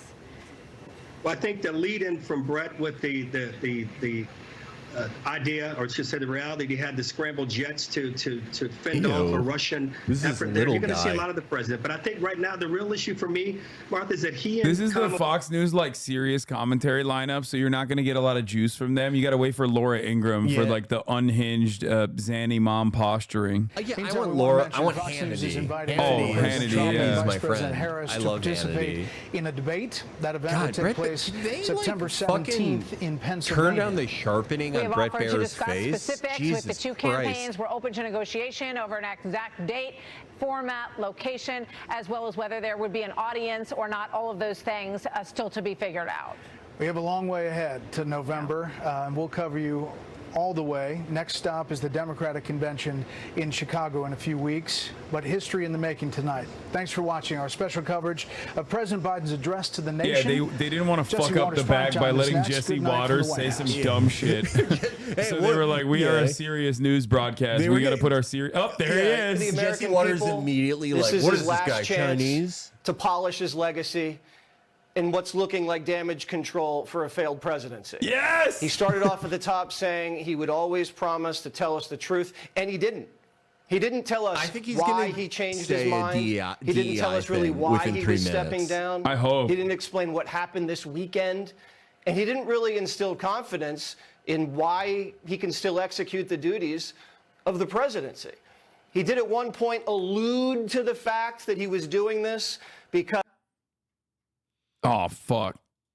He's too Our good. Waters is buffering? He's too good for the airwaves. Well, they're conspiring against him. Yeah, they don't want us. They don't want us to see what juicy shit he's gonna pop off with. Elon is in the Capitol. Yeah, no, he went to. What do you mean he won't say why he's there? We know why he's there. He was literally sitting in someone else Benjamin can, Netanyahu's so box. resigning Why would is a a way to defense save contractor democracy. go We see the get Prime that. Minister of Israel speak? Yeah. Who knows, you know? But he kind of beat around the bush. And then he said, oh, okay, I'm passing the torch to a new generation. That's going to unite the country. That's not what the issue was. The issue was never Joe Biden's age. The issue was Joe Biden's competence. And it very well looks like this country may vote for someone almost the same age. Oh, this is like how they're going to launch a defense for Trump. They're going to be like, no, it's not his age, it's his competence, which is true. Trump is more coherent than Joe Biden, but that's like they've been angling that narrative for a while because they recognize that Trump is also very old, but obviously that dynamic changes dramatically when Kamala Harris is like 59, but she looks like she's 40. Yeah. Yeah. So, you know, I don't know what's happening with the Fox News live stream. It's just like getting fucking tough to be a patriot in Yeah. the People's Republic of California. I know. Every time I try to watch Newsmax while I'm playing DCS, We got this happens. Republicans are a clear and present danger. We got the vaccinated have a right to be angry at the unvaccinated. Oh my But if God, he wants you're to use still this on new this, buzzword Kaylee? democracy, I've got a new one: transparency. When is Kamala Harris's first press conference? When is her first serious sit-down interview? We've heard from Wait, she's Kamala been in these pre- buzzy Wait. little kind of. Wait, she assumed the role of the presidential nomination 48 hours ago. Yeah, it's like when they have nothing, they become like decorum people. Yeah. Where's the fucking press conference? What the fuck? You don't care. Kelly, I expected humility. This has got to be a painful address to give. I thought he was going to level with us and say, listen, I lost my fastball. I lost the confidence of my party. I lost the confidence of the American people. I got old, and I'm sorry. Father Time caught up with me. It happens. He needs to apologize to me personally for being old. For the country. He didn't do that. He glossed over all of that. He should have worn a dunce And many cap. Americans are suspicious about how many people knew about his condition, how long they knew about his condition, and many people realize that the person that's now handpicked to be the nominee knew about his condition better than anybody. So this why didn't he clear give up- us like opportunities to just like shit on Kamala Harris more easier? Like, I'm why passing didn't? the torch to someone that you also shouldn't trust? Yeah. Like, no, I think it's like it's. I hate democracy. That's why I did this. I think it's like it's a valid point, right? That like all the people in Biden world, all these representatives, all these people fucking knew, obviously. Yeah. And that is a massive credibility problem for them. But like, do you expect like the president in his passing the torch speech to go like, oh, also like fuck everyone who I made live for me? Yeah. Like, this thing that I asked them to do. Yeah, why would he? This is a man who like very clearly cares about his legacy to a certain degree that he like wouldn't he, like refuse to give up until, you know, like we said, Nancy Pelosi was like, I'm going to kill you if you keep this up. And like, why would that guy turn around and be like, no, we were lying to the American public about me being fucking stupid. And Kamala Harris especially was lying. That's why I made her the border czar, so she could let the Guatemalans in.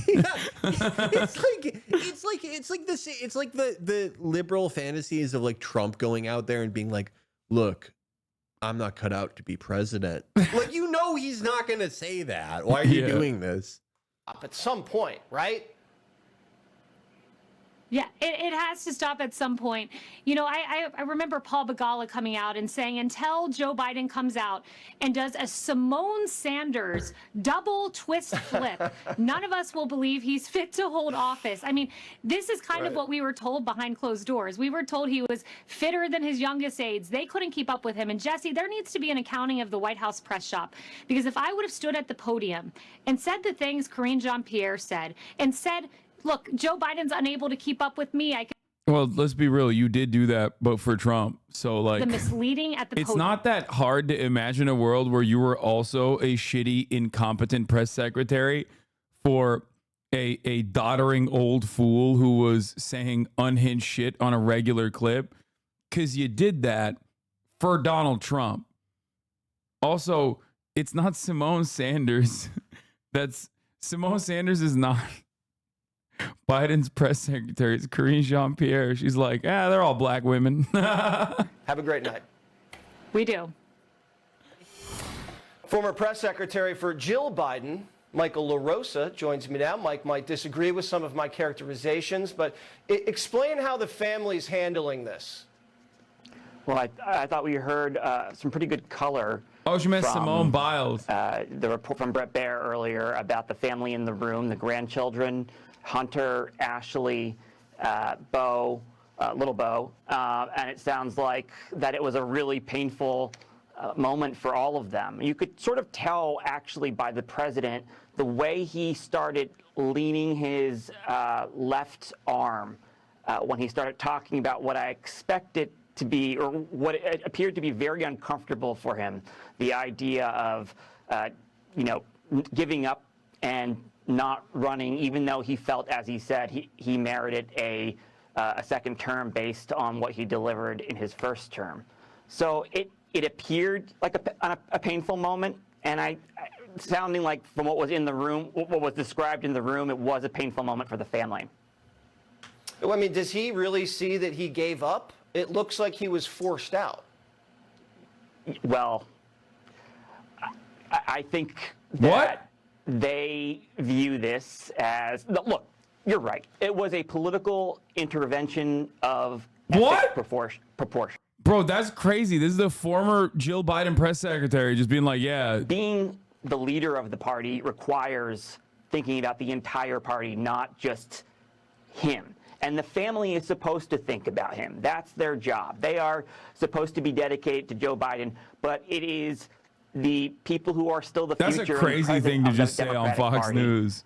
Nancy Pelosi, Chuck Schumer, the people who are raising money and recruiting candidates to try to win majorities, it's their job to think about the health of the party. And he was kind of implicit in what he was saying about, you know, in order to unite the country or save democracy. Implicit in that is that he can't win. And it seems like over the weekend he said he can't beat the dictator, Mike. That's basically what he said. Well, he said he can't beat the dictator, Donald Trump, so someone else is going to have to beat the dictator. Jill Biden's former And press he's secretary is resigning being messy from the right now. campaign, and that's going to save democracy because Kamala's going to beat the dictator. It doesn't make any sense to me. By the way, where is Jill? Is Dr. Jill there? I didn't hear her mentioned. Yeah, I think I thought they said the first lady, unless. Yeah, Who's I this thought she was going This to is Paris. this is Never mind. Dr. She might Jill be going- Biden's former press secretary, and he's being messy as fuck Hear right that now. either. You're right. I'm not sure. Oh, this guy, I'll have to ooh. do some digging. I would be surprised if she wasn't This guy there. sends me into that. But she is supposed to All right, attend the Mike, opening thank ceremony. you so much. This must have been a very excruciatingly fucking painful good. moment for the Biden family, and This It would is have like good. a they have good a couple pairing of with months to fries. play It this was out. it was Especially uncomfortable to Hunter. even. Yeah, it was uncomfortable to even sommelier. watch. You know, when you start. Yeah, I'm always a looking into campaign, new connoisseur You start. of You're losing a sodas. campaign. You come back and you win, and you beat an incumbent president. I have It a was new historic rule that to I'll see it drink a end full-strength tonight, soda on basically. It days was that I red line bittersweet. at the gym. Now that I'm back at it. All right, Mike, thank you so much. Yeah, no problem. Let's bring in senior White House correspondent Peter Ducey. Peter. Ooh. And I've always Jesse, hated this is this something guy. we've not heard from President Biden, that the soul of America is still at stake, but he doesn't think he's the best person Oh shit! to, Trump was live reacting. to repair it, to fix it. He's on kick. But He's trying to be as like he me. lists Stay off tuned, all the I'm gonna different raid things that Mr. he thinks Bates. he's going to do in the next 6 months. Lower costs, grow the economy, call out hate, finish the cancer moonshot. He's going to do all that as a lame duck president, just by definition. That's not an insult. That he is not up for election again. All of his political capital is gone. But White What do House you mean? That's when you can be the most dangerous. insisted he is not a It lame would duck. be fun And if they he- also He told us just stops all aid to Israel. He's like, "Fuck it, Jack. Bibi, you're a fake friend. I didn't like what you did to me." What if there was like he just freaks out and there's like a joint Turkish-U.S. assault on Tel Aviv? That's what That would be that's what I'm so saying. He cool. just like he just orders the military, and also on top of that, he just abolishes all student loan debt. Like he's like, yeah, I got the pen, I can do it. I don't care. What are you gonna do? Supreme Court gave me the power to fucking. If he went and then like packed the court and then did the joint strike on Israel with Turkey, I would become like a carrion knight to Dr. Jill. and suddenly changes his mind. If we have that soundbite, let's play. Yeah, but Zero we dark have that sound. branded. Let's listen. Who ordered White House officials to cover up a declining president? I know that that is a narrative that you That's love. such a dude. I love this line of questioning. Like, God, Douchey is so sick. I love him. And these leaders. Like, wow, thank you for the news I know reporting. that is the narrative that you all want. Like, you It is can't not. operate on a premise like that. That's crazy. Instead, Like, it's So what do you it's not a expect her to cover-up. say? there's no prior reporting on this. You can't just like make up new shit.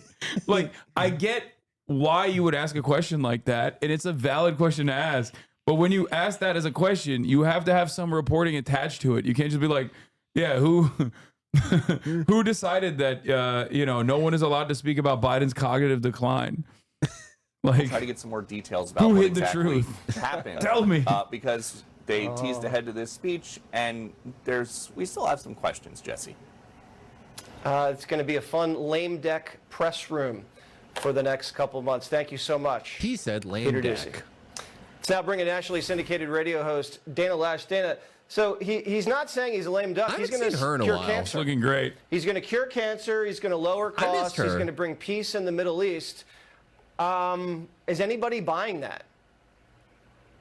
No, Jesse, I think you hit it right there. Nobody's buying it because he didn't do it. He's not going to deliver on it. He's not running for re-election Chris Loesch is not based gay. on, He he did has, so like, a much that he just fucking exerted crazy all of his look. energy. He's That's not not running gay. for re-election because the The gay to numbers ride hit him a in the face. unicycle He like Chris couldn't Loesch does? win. No. It's disastrous. I mean, aside from, the obvious thing that the entire nation has seen that they've all covered up, including the vice president, now the Democrat nominee for Democrats for president, they all saw it. It's all covered up. His cognitive ability. I mean, it's, we're just stating fact.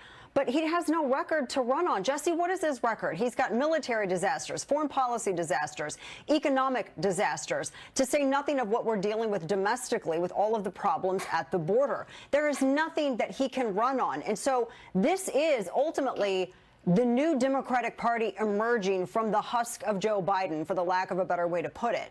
But he's leaving because he would get beat. This is not a brave thing.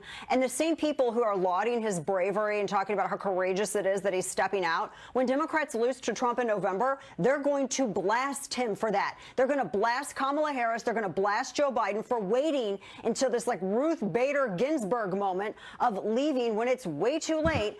And they're going to blame them for costing the election. So they're only liking him right now because he finally Ruth caved Bader to doing Ginsburg what they didn't demanded. leave. She died. Because you know what most weak Was the main presidents thing, do? her not They leaving. have someone challenge them in a primary. Sometimes that makes them more competitive. Sometimes you get a new nominee. That's what's called healthy. Right. Or if you know you're down in the polls, as sometimes happens with incumbents, they work harder. They fire their campaign manager. Dude, are you working with Biden? Like, what do you mean? This analysis is so stupid. Who is this for? Yeah, like they're so like nakedly upset that they can't run against Biden anymore. Yeah. It's like unbridled panic. I mean, you guys said yourselves like he might die before the, next election. You didn't have any plan for this? I don't understand how you can set this up. And it's like genuinely something that was more likely to happen than any other prior presidency because of Joe Biden's obvious age. And yet they did not fucking figure it out. They did not set up anything for this. So now they're just like, oh, democracy. It's like, bro, there's still an election that's gonna happen. You know what I mean? Like your guy is running in that election. How about you fucking, I don't know, campaign for him a little bit? Reuters White House correspondent In Jeff this Mason. situation, the two things Jeff, you do can have any do are details have a about, primary or work harder if you're Biden. Ignoring the fact that working harder would literally kill Joe Biden. And you'd still have Kamala. Yeah. Why? What is the point of having a vice president if you can't just do this? That's like kind of the reason they're there. And I can tell you behind us here in the Rose Garden. Harris less than 2 weeks away from naming VP pick. Big cheers. Who collected themselves there for a viewing party and a watch party. Think how And gross then the it would be president if came she out and picked spoke like to them Andrew afterwards, and Yang. he got a lot of I was applause thinking and a about lot of that. cheers, and apparently ice cream was served. It was kind of a valedictorian speech for this president. I imagine it was sad for a bunch of the people in that crowd, even though they were cheering for him when he came out, because this is someone. Did you talk about the Hamas protesters vandalizing monuments in DC? Is the question that I No, dude, no. The DC monuments were vandalized. Oh, You have to fuck. cover. You have to cover so much, Dude, or I you're know. a bad person. Yeah, no. We're No, interrupting. I was more so focusing on the fucking active war criminal getting his dick sucked across the aisle in the most bipartisan fashion I've ever seen in my entire life, as he talked about how, the Israeli military must be celebrated because they are not killing enough civilians, and how what else did he say? He said The like leader of a Americans that are protesting, like should American be students ashamed are of themselves. American students that are protesting Israel and not sufficiently sucking Israel's dick are also like, He said they're they should Iranian. be ashamed of themselves and they're Iranian agents. Yeah. I would not let any fucking Israeli say that about any of it. If an Israeli said that about like an RFK voter, I would be like, fuck you, take that back. Yeah. I don't care, like, much less people I agree with, Well, that's why he brought up RFK voters, because he agrees with them the most. yeah. We love cranks. We're Yeah. fans. We're fans of cranks. Yeah, I love RFK. I think his voice is relaxing. It's what I listen to go to sleep.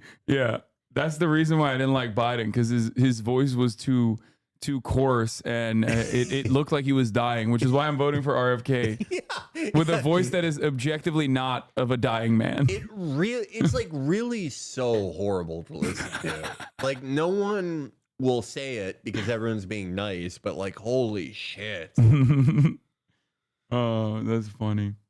But yeah. What did they do? What did they even do? Oh, they wrote on the fucking monument. No. It sounded like they burned it down. No, they wrote "fuck Israel," "stop funding genocide," "free Palestine" on the bell. If they painted a big fucking Israeli flag on the Liberty Bell, you people would love it. Free Gaza, all Zionists are bastards. Puto, long live the resistance. This is really fucked up, man. This is, oh my God, they wrote on it with marker? Yeah, no. This is so sad. No, we gotta, you know what we should do? We should give $8 billion more to Israel. Yeah. And we should also kill these people as well. Fuck Yeah. it. There should be, this is an attack on American sovereignty. Let's go back, let's force them to bow to the foreign leader committing a genocide who's giving a speech, who made John Fetterman wear shoes without Velcro on them. Dude. Is that okay to do to a person who's experiencing mental health? No. Matt Walsh is hysterical over this. These pieces of shit took down an American flag, burned it, and replaced it with their foreign flag. If this doesn't fill you with rage, then you aren't a good American. You know what's really funny? Benjamin Netanyahu objectively did something that is like worse, like 1,000,000 times worse than burning 1,000 American flags. Like, he went up and said, "You've given me unlimited billions of dollars in funding, and I don't care. You are not sufficiently riding my dick." And everyone was like, "Thank you, sir." He called. Thank you. He said that Americans should be ashamed of themselves for protesting, for exercising their First Amendment rights, and said they were Iranian agents. He called your fellow Americans Iranian terrorists. Like, it is crazy to me to like try to act like you give a single fuck about like American dominance or American superiority, America first. Like, no, man, get the fuck out of here, dude. Oh, I'm so mad they burned the American flag. Let me tell you something, okay? What Benjamin Netanyahu did today is 1,000,000 times more disrespectful. It's like there is no world in which like a person that you have propped up, a person that you've given unlimited funds to, a person whose like entire existence is because you've like helped them, comes back to you and spits on your fucking face and says like, you know, give me more, fuck you. And also you're not sufficiently riding me. And you just sit there and you take it. That is so much more disrespectful. I've never heard a country who's received so much demand so much, and not just demand it, but yell at you for not giving it to them quickly enough. Yeah. Like, Jesus fucking Christ. But all these people hate identity politics. All of them. Yeah, no, definitely. Like Elon today saying that the Democrats are the like official party of anti-Semitism because like half of them didn't go to this fucking speech. Yeah, and still gave them unlimited fucking money like 2 months ago. Yeah, someone said, can you imagine if like Ukraine did that? Like Zelensky coming in and being like, "Where's my fucking money, bitch?" And like even in that situation, they got like, invaded. They got invaded. You know what I mean? They got fucking invaded. And if Zelensky were to have the audacity to come and deliver this speech to American Congress where he's like, those people that are not like sufficiently on board, fuck all of them. Like, they can suck my dick. You would be arrest the them. Republicans would be up in the Republicans would kill him before he walked out of that fucking room. Okay. If you imagine he went out and he literally does that though. No, he doesn't. He's such a little fucking no. He is. He's all he says is like, give us fucking storm shadows faster. Yeah. So we can. I can't believe you say he literally does that though. Like Zelensky is never like, he's never gone like, here's like, these Americans, you should kill them. Like that's what Netanyahu is doing by saying that they're terrorists and saying that they kill terrorists. What do you think he's implying? Yeah. BB is demanding. Zelensky begs for it. Exactly. Meanwhile, Trump is like, he's the greatest salesman. like Trump owns him and shit. Like, but God forbid he says anything mean about Benjamin Netanyahu, even though Benjamin Netanyahu is also literally going to Mar-a-Lago to talk to him personally, which is another massive fuck you to the Democratic Party. He's like so obviously rooting for Trump to be president. Like, and these fucking stupid Democrats that went, like Hakeem Jeffries was clapping when Benjamin Netanyahu was saying all this shit. And it blows my mind that, like, now that they are a little bit critical, they're at least now hitting the liberal Zionist position of being like, only Benjamin Netanyahu is bad. He doesn't represent Israel, even though they've been electing him for like 98 years. Yeah.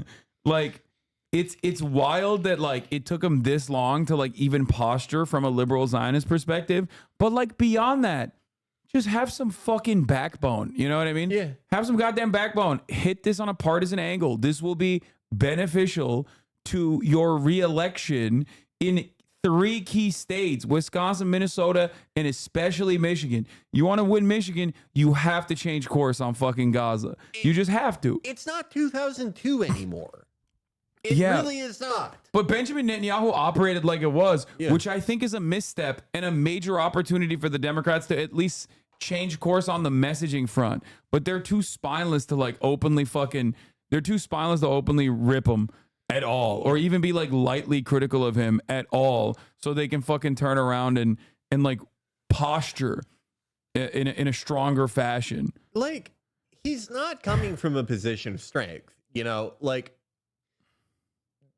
whether people in Western media will frame it this way or not, the fact is that, like, Ansar Allah now has loitering munitions that are capable of piercing Israeli air defenses, which is pretty fucking huge.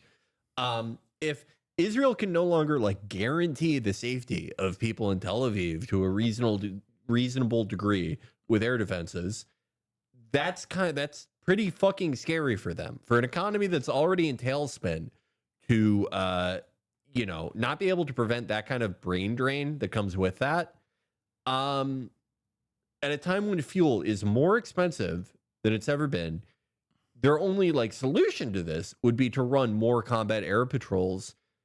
But, like, you know, they've phased out a lot of their cheaper F-16s that are cheaper to get in the air and keep in the air with F-35s that are more expensive to keep up there. And fuel is much more expensive, and they are currently radioactive to the petroleum exporting Gulf nations. There's obviously still, like, back channels between them, and they're aligned on a lot of things, but it's certainly not like Abraham Accord season. My point is they're really not in a position of strength here. They need stuff from us more than ever, and it's easier than ever to tell them no. Yeah. Like, you have every ability to enforce your will on Israel. There's never been a moment in American political history where, like, you didn't have that ability. But right now, more than ever, you could just literally tomorrow be like, no, 67 borders, actually. Go fucking forcibly expel every fucking West Bank settler, and Israel would have to be like, all right, I guess we're doing that. Like, they have nothing. They don't have fucking tanks, bro. They don't have tanks left because dudes in busted ass fake Adidas are just, like, dumping grenades inside the tanks over and over again. Those videos are deceptive. They're not really hitting the tanks. Yeah. They're out of fucking tanks. Yeah, that's like, how did that happen? Because of deceptive editing. Yeah, they deceptively edited all the tanks out of existence. Yeah, they're always doing fake. They're always doing fake editing. That's all they're doing. Meanwhile, like, you know, everyone in the fucking Israeli occupying force is too predisposed with, like, trying to murder the next baby with a sniper rifle. I will say, like, I really try to stay away from, like, sort of any type of, like, blind optimism or triumphantalism with, like, Israel stuff specifically. I will say, however, like, especially since the strike on Tel Aviv, it is looking more untenable than ever for them to keep this going, like, in the long term. That is, I will say that. Shame on you. What was this guy doing here? Shame on you. No, they're probably memeing. Shame on you. Am Israel Chai. I like doing that with Lindsey Graham. Whenever Lindsey Graham's on, I'm like, I love Israel. Israel's the greatest nation on earth. Am Israel Chai. I'm going to take a quick little trip to Cyprus. Oh, they unfollowed? Maybe they are. Maybe they are mad. I don't. People like that are so interesting to me. Yeah. I thought they were like, memeing. what This is did so you think? stupid. Oh, damn. Well, oops. Anyway, all the problems with the U.S. What? Okay, dude. Where were we? I mean, this is beautiful photo, Mr. Yeah. President. I do. He probably has so much fun in that plane. The Trump plane. The amount of McDonald's consumed in there is crazy. Can you imagine how good it would feel to be like, imagine like the worst domestic flight you can think of. LA to New York or vice versa. Anything where you're going through LAX, right, is the worst. But instead of that, you just drive to a big Boeing with your name on it. It's got like your name and your face, and you're making a big smiley thumbs up on it. And you get to sit, you get to just like lie down and eat McDonald's. Yeah. That would, and you could vape on that. He doesn't vape, but like he could. Yeah, that's why he's running for president again. He wants to keep the dream alive. It makes me so happy to just imagine what that would be like for me if I had a plane I could vape on. Thank God Hunter was right there watching. By his side. That's tough, man. That's tough. Kate? Yeah, well, look, I mean, I think ultimately Joe Biden made the right, and also I think everyone would agree, maybe Scott wouldn't agree, but I think most people would agree, selfless decision to step down. And I think, to Alyssa's point, yes, speaking in binaries is hard, but to suggest that somehow the Democratic Party has been opaque about this, when what ultimately happened is Democrats had a very public, painful What is the deal with discussion. JD Vance and couches? I think there's is there an excerpt from his book where he fucked the couch or something? I don't know. I don't know. I really don't know. It wouldn't surprise me. I think the more incriminating thing is that Garden State thing from his blog. Oh, when he's like, I felt gay or something. It was something. It was like, I saw Garden State and I couldn't stop crying because it reminded me of Ohio. Yeah. This is Peter Thiel answering a question about Israel. Clip. That was debunked, but I think that people should keep saying that he fucked couch cushions. I mean, yeah, why not? Say whatever you want Yeah, about that seems JD great. Vance, honestly. Especially because it looks like he looks like a couch fucker, to be honest. Yeah. So what do you think about the use of artificial intelligence or lavender by the IDF in identifying Hamas targets? Oh, and no, secondly, it's do in you the agree back. with Elon Musk about that the population We're decline never getting a job at Palantir now. is a risk for humanity?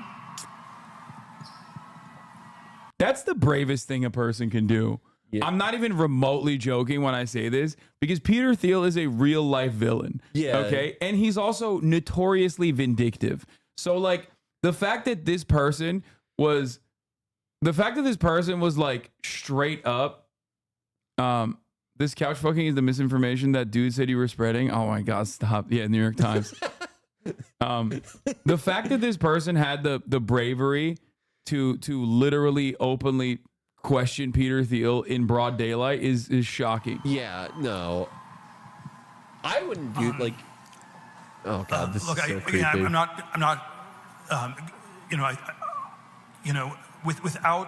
without going into all the I'm not on top of all the details of what's going on in Israel because my bias is to defer to Israel. It's not for us to second guess everything, and I believe that broadly the IDF gets to decide what it wants to do, and that they're broadly in the right, and that's sort of the perspective I come back to. And if I fall into the trap of arguing you on every detailed point, I would actually be conceding.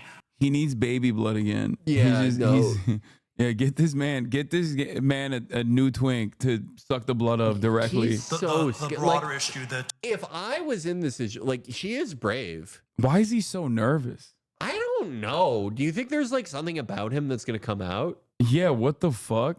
It's so weird. Bro, this is like, he's panicking like, you know, Israel's got him on the ropes. Like, he's like, oh, fuck. If I say anything mean about Israel right now, I'm so fucked. Yeah, like, I don't. Yeah, do they have like something on him? What the fuck? The Middle East should be micromanaged from Cambridge, and I think that's just simply absurd. And so I'm not going to concede that point. He was kind of like this whole talk. Like he's was always really, been tweaking. Well, no, not always like this, but like this whole conference or whatever the fuck this was. He's kind of Didn't weird. he like debate David Graeber like on libertarianism or some shit before? Like, you mentioned you wouldn't be supporting Donald Trump. Would that change if he selected J.D. Vance as his vice presidential candidate? Man, I'm always tempted to go back. I am so determined to try to stay out of it, but they pulled me back in. He's so like shiny. I think I'm not going to make an announcement of my political intentions here in Cambridge today. So, Peter, you know, I think Trump will win. I think that. You mentioned. What the fuck? What is going on? I mean, I've never actually heard him speak, but is he like this all the time? No, he doesn't. Something seems like up with him in particular here. I don't what the fuck. Do you think they're gonna like arrest him for that thing? I don't know. The defenestration, dude. Suicide. Well, this is a suicide. Okay, please. Holy shit. Yeah. Calm down. I'm not trying to get my shit gawkered, okay? It's so scary. Like, if I was that woman who asked him that question, if I was like in front of Peter Thiel, I would be so freaked out. Yeah. I would be like, could you make a flight sim game? You're so good at computers. Yeah. I love you. Don't do anything to me. Could What you buy Eagle Dynamics and fix DCS, sir? What happened? It's very weird. I don't. Yeah, he's on K2. He really freaks He got me K2. out. He's just, He makes Bill Ackman seem like so, like, nice. Bill, yeah. This shocks me. How can you criticize U.S. policy so much when you aren't a U.S. citizen? Isn't that hypocritical? Says Soviet Squiddo. Well, I think they're joking. yeah, I am a. Oh no, they're trying to fucking do a top of the hour ad break. Yeah, they're trying to be like, oh, just like I can't criticize the top of the hour ad break even though I'm not subscribed, something like that. You know, that type of shit. I will say Peter Thiel. I've never seen Peter Thiel look like this, like fucking pink. I don't know, like anyone in chat. Does anyone in chat? Are you Peter Thiel? Are you married to him? Do you work for him? What's up with him? Why is he so freaky right now? Yeah. Wait, what are Peter Thiel's murderers or like psycho things he does? I'm not too educated on that.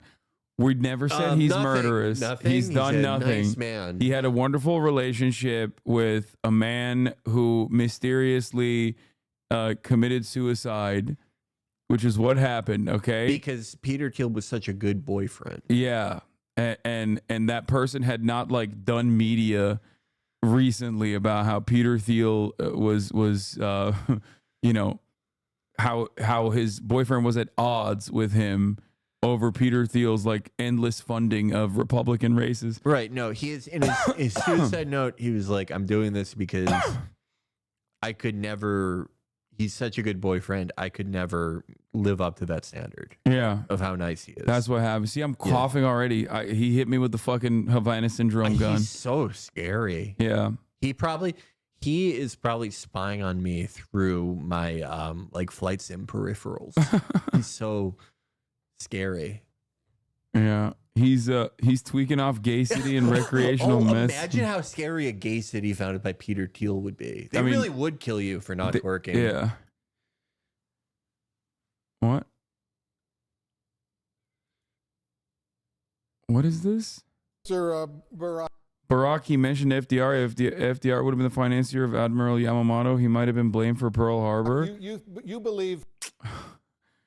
We're swapping from one Epstein adjacent guy to besties with Jeffrey Who Epstein. told Ehud Barak that he looks good with this beard? I don't know, but Probably Epstein. He was like, you he's don't look honoring gross. his friend that passed away. Felix, be respectful. I'm sorry. The current Prime Minister Netanyahu is responsible for the. He's on his flex shit. He's like, yeah, that's right. Do you know that Ehud Barak did like Hitman World of Assassination shit? He like dressed up like a woman for to go like to the Spec Epstein Ops. Manor? No, not for Epstein's. Oh, was he one of the, like, what is it, Dov Duvan or whatever? Like, it was a special ops unit guy? Yeah, he was a special ops guy, and he won it in like a couple missions. He like cross-dressed. Oh, I thought you meant like...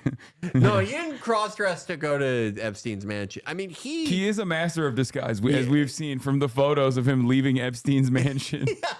Where he put a looks like t-shirt around his head. That is like that is like a college athlete trying to like race somebody, like a former college athlete trying to race somebody and pulling their hamstring. Yeah. He used to be so good at disguise, and he's like, oh fuck. Yeah. Pulls a t-shirt over. The failure of the Israeli military, the Israeli intelligence community back on October 7th, which resulted in Hamas going into Israel and killing all those Israelis. It's wild that former AIPAC spokesperson is daggering Benjamin Netanyahu on CNN alongside, former Israeli prime minister. I love the conflicting viewpoints we could get on CNN. The former AIPAC spokesman interviewing the former prime minister of Israel. What do you mean? That's a diversity of opinion. The field is broadly represented on the field of acceptable, permissible opinions on Israel is being broadly represented right here. Okay. Yeah, you get everything. You get everything from we should kill all of them to we should keep a token amount of them alive to put in a living museum like the Nazi designs for Madagascar. It is wild that, like, again, former AIPAC PR guy talking to former Israeli prime minister and Jeffrey Epstein associate pictured coming out of his mansion in 2016. Not like, oh, we didn't know what he was up to. Before the conviction. No, like in 2016, very fully aware that shit is so unacceptable that he was trying to hide his fucking face. This is okay. Like, I say this about a lot. God. Great disguise. Master of disguise. No one knows.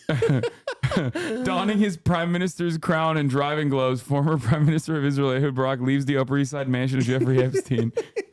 Prime minister's crown is very funny. Yeah. Man, it's just so strange. Who amongst us is not visiting our convicted international sex trafficker, possible Mossad, possible CIA agent friend? It's so wild that, like, people will call you crazy if you're like, yeah, this was probably a blackmail op, like run either under the aegis or, in part contracted to Mossad. People will call you insane for that, even though that's like, it's an age-old intelligence thing to run operations like that. Why, like it's just a coincidence. On what planet is the former prime minister of Israel visiting this guy? Like, what possible reason could there be for Ehud Barak to visit Jeffrey Epstein? You have no explanation for this. The media mysteriously never talked about it too. It's just like it's just like how, like, when the it's just like the Russiagate stuff when they kept turning up Israelis. They were like, actually, we don't like talking about this. Yeah, it's just yeah, I know. The greatest foreign adversary that's like consistently manipulating the outcome of American democracy, it's definitely not Israel, because they get to do it openly. No, like, it's just a coincidence. All the Robert Maxwell stuff, just a crazy coincidence. Yeah. And you know what it is? If you even make note of these verifiable things, it's blood libel. Yeah. Jesus Christ. He was at the wrong mansion. It was an accident multiple times. Someone He's in like, the wait, chat said, what the fuck? Someone in the chat said maybe he privately wanted to fuck kids. Like, leave him alone. Maybe it had nothing to do with Mossad or anything. Like, he just wanted to, he was privately into that sort of thing. God. He is the white hat pedophile, just like Donald Trump. His like security guy is so creepy too. I really hate him. Yeah. Wait, what? One of the Costco guys just went down? You're laughing. The Rizzler just killed Big Justice, and you're laughing. Yeah, I mean, this is a false flag. He's taken the rightful throne. Like, yeah. This is a real Ottoman shit. Yeah, where the sons of the Sultan compete for succession. Exactly. Rizzler has. I don't even know if he's a son. I think Rizzler is. Wait, Rizzler isn't a son? Rizzler is like Vlad Dracula Tepish. Like they brought him in. They brought him into the family, but this time he actually killed Mehmet the Conqueror, and now he's the rightful heir. That's what happened. It was It was one of those like child hostage situations. But he grew too powerful. Who did Mr. Boom conquer that he took Rizzler, their son? Yeah. Mr. Boom like killed somebody in his neighborhood and was like, "This is our house now." Boom. Yeah, no, it's I'm taking your son's gonna be a ward of the Boom household. Yeah, the Boca Raton Protectorate now belongs to the Rizzler. It's his for the taking. Wait, is Rizzler really not his son? I don't know if he's his son. He's a ward, dude. Dude, I when the first Costco video happened and all these people were like shitting on it, I like defended them. I was like, this seems nice. This is like a goofy dad and his son. And now I find out that they're like adding new members and there's the it's got way too fucked up for me. The grandma, there's like a grandma. I think he's literally someone else's kid. Yeah, no, he doesn't. He has Chad epigenetics. Okay, he has the wartime physiognomy. He has like Brock Lesnar. That's what Brock Lesnar probably looked like as a little kid, like the Rizzler, like literally. It's so like I felt so embarrassed because I was like, Costco is a great place to go. Yeah, this is just like a goofy dad and his goofy son, and it's very sweet. I don't know why you guys are yelling at him. And then like he's conquering new families and taking from them. he's gonna go after the Walmart guys after this. Oh my, I felt so bad for the Sam's Club family. Yeah, they're like this nice Indian family. Yeah, they were trying to be the Costco guys, but for Sam's Club, and it's just not. Rizzler probably commanded like a legion of 10,000 children and sieged their house with like Greek fire. They've taken over Sam's Club. They're gonna turn it into Costco now. All the Sam's Clubs. Has anyone ever sat down with like like Sultan of Boom and been like, Sultan of Boom, what's your family tree? Like, what the fuck is going on here? Oh my God. This is why we need more newspapers. Someone needs to like look into this. Yeah, local news needs to be covering this and not fake shit like Miami Sentinel looking after Jeffrey Epstein victims or whatever. Don't look into that. No, please. Stop looking into that. If you do that, you could end up verging on anti-Semitism. Yeah. Just stay away from that. We want stories about the Rizzler. Yeah. Oh man, let's get back to these guys. For sure not. He's not responsible for the failure of intelligence to give an early warning the last night. But he was warned by the same intelligence service. Did Ehud Barak also defend Netanyahu when the disgusting anti-Semitic ICC said that there was a warrant out, like they were applying? I don't know what he said about that. He really does hate Benjamin Netanyahu, so maybe he's like one of the only guys. Because Yair Lapid immediately folded. Yeah, he was like, it's just so unacceptably anti-Semitic. Like, no one who's in like the viable opposition for Israel can agree with that because like they have the exact same policies. Yeah, like they would not prosecute this war any differently. The only reason Ehud Barak might is just because he hates Netanyahu. That's his top op. Yeah, he doesn't give a shit about anything else, you know. For months that he's what he called judicial reform and mainly ended up to be judicial coup d'état. And the way he runs the state of Israel together with two Messianic, it's so weird to have that be like the Jeff Tiedrich of your country. That's how backwards Israel is. Turn into fire the whole Middle East, not just the conflict between us and the Palestinians, that this leads to apparent and immediate risk to our security. He was warned once and again, he ignored it. He is the father of nowadays. the bizarre idea that Hamas is an asset and the Palestinian Authority is a liability rather than the other way around. He mentioned FDR. If FDR would have been the financier of Admiral Yamamoto, he might be blamed for Pearl Harbor, but he was not, of course. Netanyahu reached the point where he paid protection money through Qatar in cash, $1.5 billion. Half of them we found in the tunnels in the personal weapons of Hamas. Hey, buddy, can you slow And he ignited a war, attrition war with the North. He caused 150,000 Israel, both in the south and in the north, to live for 9 months their own homes. He created a huge divide in spite of all his calls for working together with America. He make this deep divide with America, and Israel became isolated all around the world. A new wave of anti-Semitism. It's all started with his fake ideas. He has the bizarre idea that we can have a breakthrough toward Saudi Arabia and the Muslim world while keep ignoring. Ehud Barak's entire point of view on this stuff is interesting to me because his approach to this, right? He doesn't give a shit about, like, you know, anyone in the West Bank or any Palestinians for that matter or anything. But his point of view on this is basically like he wants Israel to behave like a more normal client state so they don't risk alienating the many nations, not just America and the UK. Israel needs help from a lot of countries. Wait, not just us. He wants them to act like a more normal client state so they can keep this thing going. Yeah, no, liberal Zionists are right. Like when they make the argument that, like, in order to maintain the apartheid project, like, we have to dial it back. Like, they're not wrong. Yeah. Like, I mean, like, I guess they were kind of wrong for like the past couple of decades, but the last 10 years is now like when they are actually right. Because they can't maintain the narrative anymore. But now it's like, I mean, it's impossible. You can't dial it back.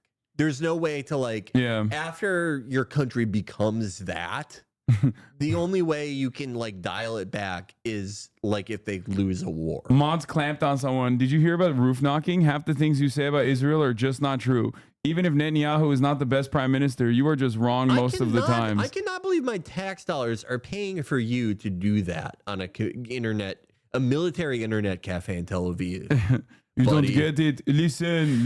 We are doing roof knocking. It's like, bro, yeah, no, don't worry, dude. I'll use a fucking artillery shell on your house and then use a fucking massive munition to just destroy it 5 minutes later. I'm sure you'll be happy about that process. Don't worry. I'm dropping a 2,000-pound ordnance on your house that will penetrate through every structure, but it's inert. Don't worry. It's not going to explode. It's just a 2,000-pound fucking iron bomb dropping through your entire house. It's fine, though. That blows my mind that, like, but this actually unironically shows, like, how fucking captured and how, like, echo chambered the average Israeli like sentiment is on the matter, where they unironically, after like 40,000 deaths, like that are, 40,000 confirmed deaths, with numbers slated to increase dramatically over the course of years, these guys still think like they could just come in here and be like, but they were roof knocking. They were warned. We warned them. You don't understand, Hasan. You are Hamas. And if you go beyond that, they have the exact same arguments as like Holocaust deniers. 40,000 exactly immediately on the money. 40,000 dead terrorists. Whenever you're like, who knows what number of families where every member is gotten killed? Who knows what that is up to now? But the last time I saw that brought up, how could someone even find that out? How would you even know? Yeah. What are you telling me that the health ministry keeps records of who's related to who? I don't think so. It's either we warned them or we did it and it was good. Yeah. Like no. I really hate like the Hasbara posters because I don't know if you've ever run into like the equivalent for Saudis. But I have not. They're like funny. I think they're like fun. Of course. I think Saudi Arabia aren't the equivalent for Saudi posting just also still Hasbara agents. I think there might be some overlap now, but like it used to be.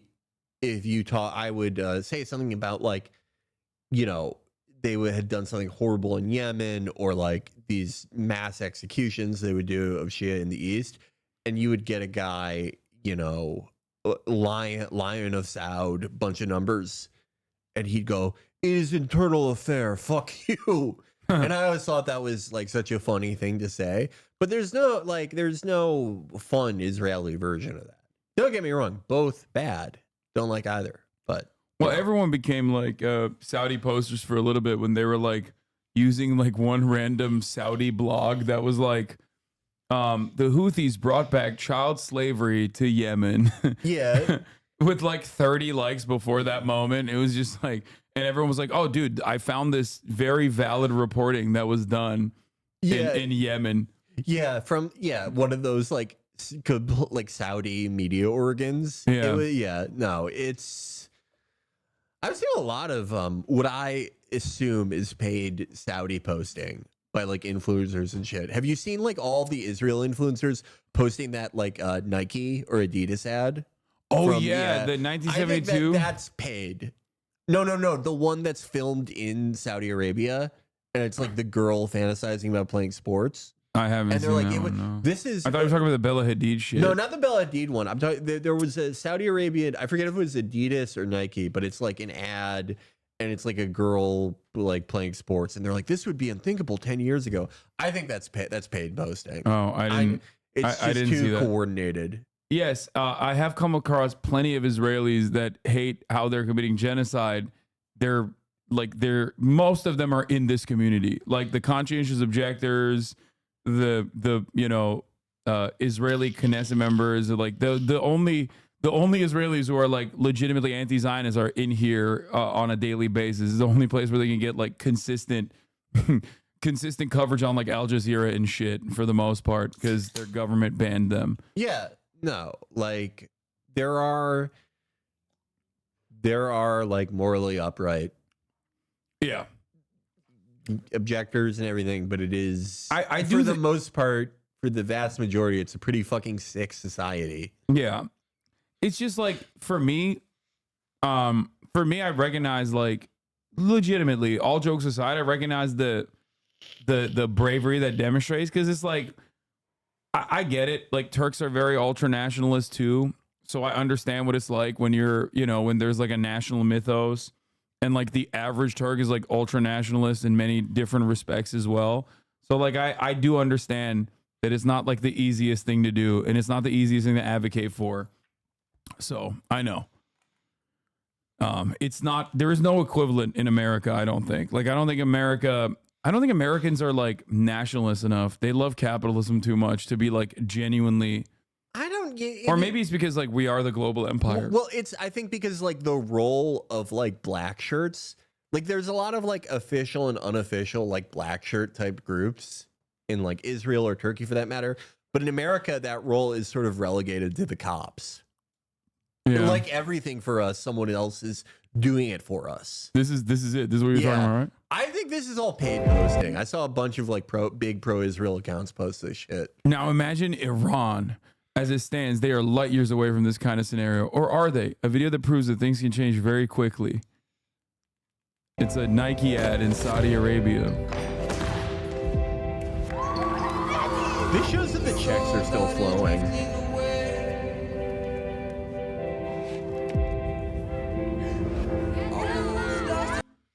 I love all the totally real replies. This is great. Brilliant. This is an amazing advert. Good for Mohammed bin Salman. He's doing great things for his people. Oh my, No, this is you can tell when someone's getting paid. This is that Nio Berg lady or whatever the hell her name is. Reminder, these are the only bobbleheads of Fox telling you that Kamala only got where she is because of her skin color. Wait, why'd you put Rainbow on there? Poor guy. I get why you'd put us the two. bottom right. Why is Geo Rainbow on there, dude? What the fuck? He just caught a stray. I don't think he said anything. Yeah. He just caught a stray for no reason. I didn't even say that about Kamala. Yeah. You know? Yeah. It's just, here's the Riddler statement on the Trump assassination. No. Rizzler, are you going to be addressing the assassination attempt today? It wasn't me. No one was saying it was Rizzler. What are you trying to say? Yo, that's weird, man. Now I'm starting to think different. Maybe the two shooter conspiracy is real. You know what I mean? The Rizzler is playing Palace games. This is so much like the Assassin's Creed that takes place in the Ottoman Empire. Brotherhood or whatever one of the last good ones, if people know what I'm talking about. Has Rizzler ever...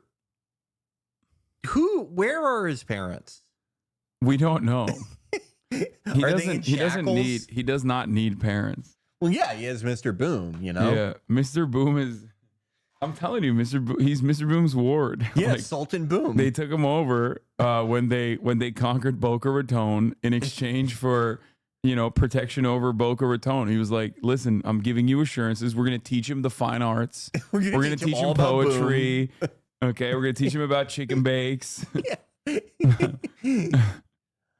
What is the most charismatic man saying about Kamala Harris? Like Colin all read my Democrat. I love that this is now the angle. They're like, Kamala Harris is the most liberal. He's really radical. She's trying everything. I like that though, because like I guess now they're finally remembering like how to run a campaign. Yeah, but I still they tried to do this with Joe for like 3 years. Yeah, I they don't tried think to it make worked. Joe as like the best convention I've a ever seen. fucking crazy radical, and it never worked another really. level, I was very worried because I was worried that Republicans, we were overconfident, that there was an air of celebration. And listen, there's a time to celebrate after the election, but we got a lot of work to do. Manipulated media. And the media is getting ready to spend billions of dollars building Kamala up, telling the American people she is a combination of Mother Teresa and Oprah and Gandhi. And that's weird. Dangerous. I haven't seen a manipulated media thing on a post in a while. Strategy with her. They're going to lock her in the basement. Matt Taibbi's on it, dude. He's gonna do he's gonna do Twitter Leaks Part 15. Oh, guess what this post is? Yeah. Guess what it's like? It's like crossing the Rubicon. Thank you, Matt. In TV ads and trust the corporate media to create a fake image of her. It's dangerous, and it means all of us need to focus on her actual record. She lied about Joe's cognitive decline. She lied and said the economy, inflation was transitory. She lied about the border, said the border was secure.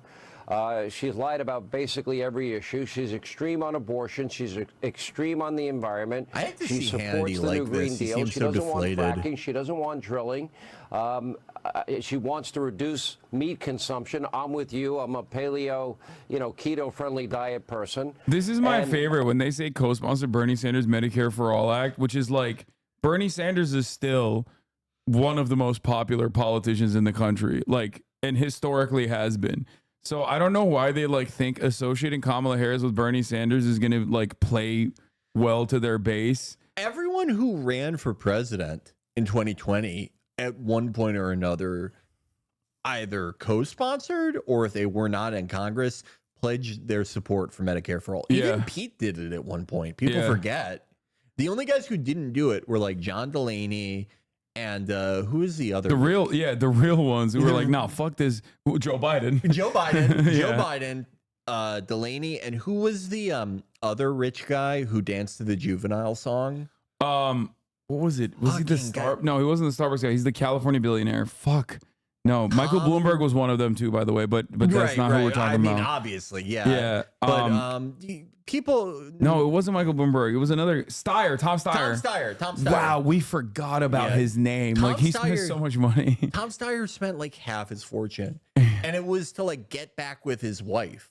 Like his wife was mad at him, and he was like, "Oh yeah, I don't do anything. How about I save this fucking country?" Yeah. And then he like got nowhere. But I'm ashamed to say I worked for John Delaney's campaign in 2012. Wait, what? the hell? 2012. That's incredible. Damn. Never be ashamed. John Delaney was hot. Yeah, he was in good shape. Yeah. We can say that. Yeah. Yeah, but Tom Steyer, John Delaney, Bloomberg, obviously Joe, and Hickenlooper. Those were the only guys really that had any opposition to it. Yeah. Hickenlooper was so fucking creepy. I can't believe we found another like a real Delaniac. Like we were memeing.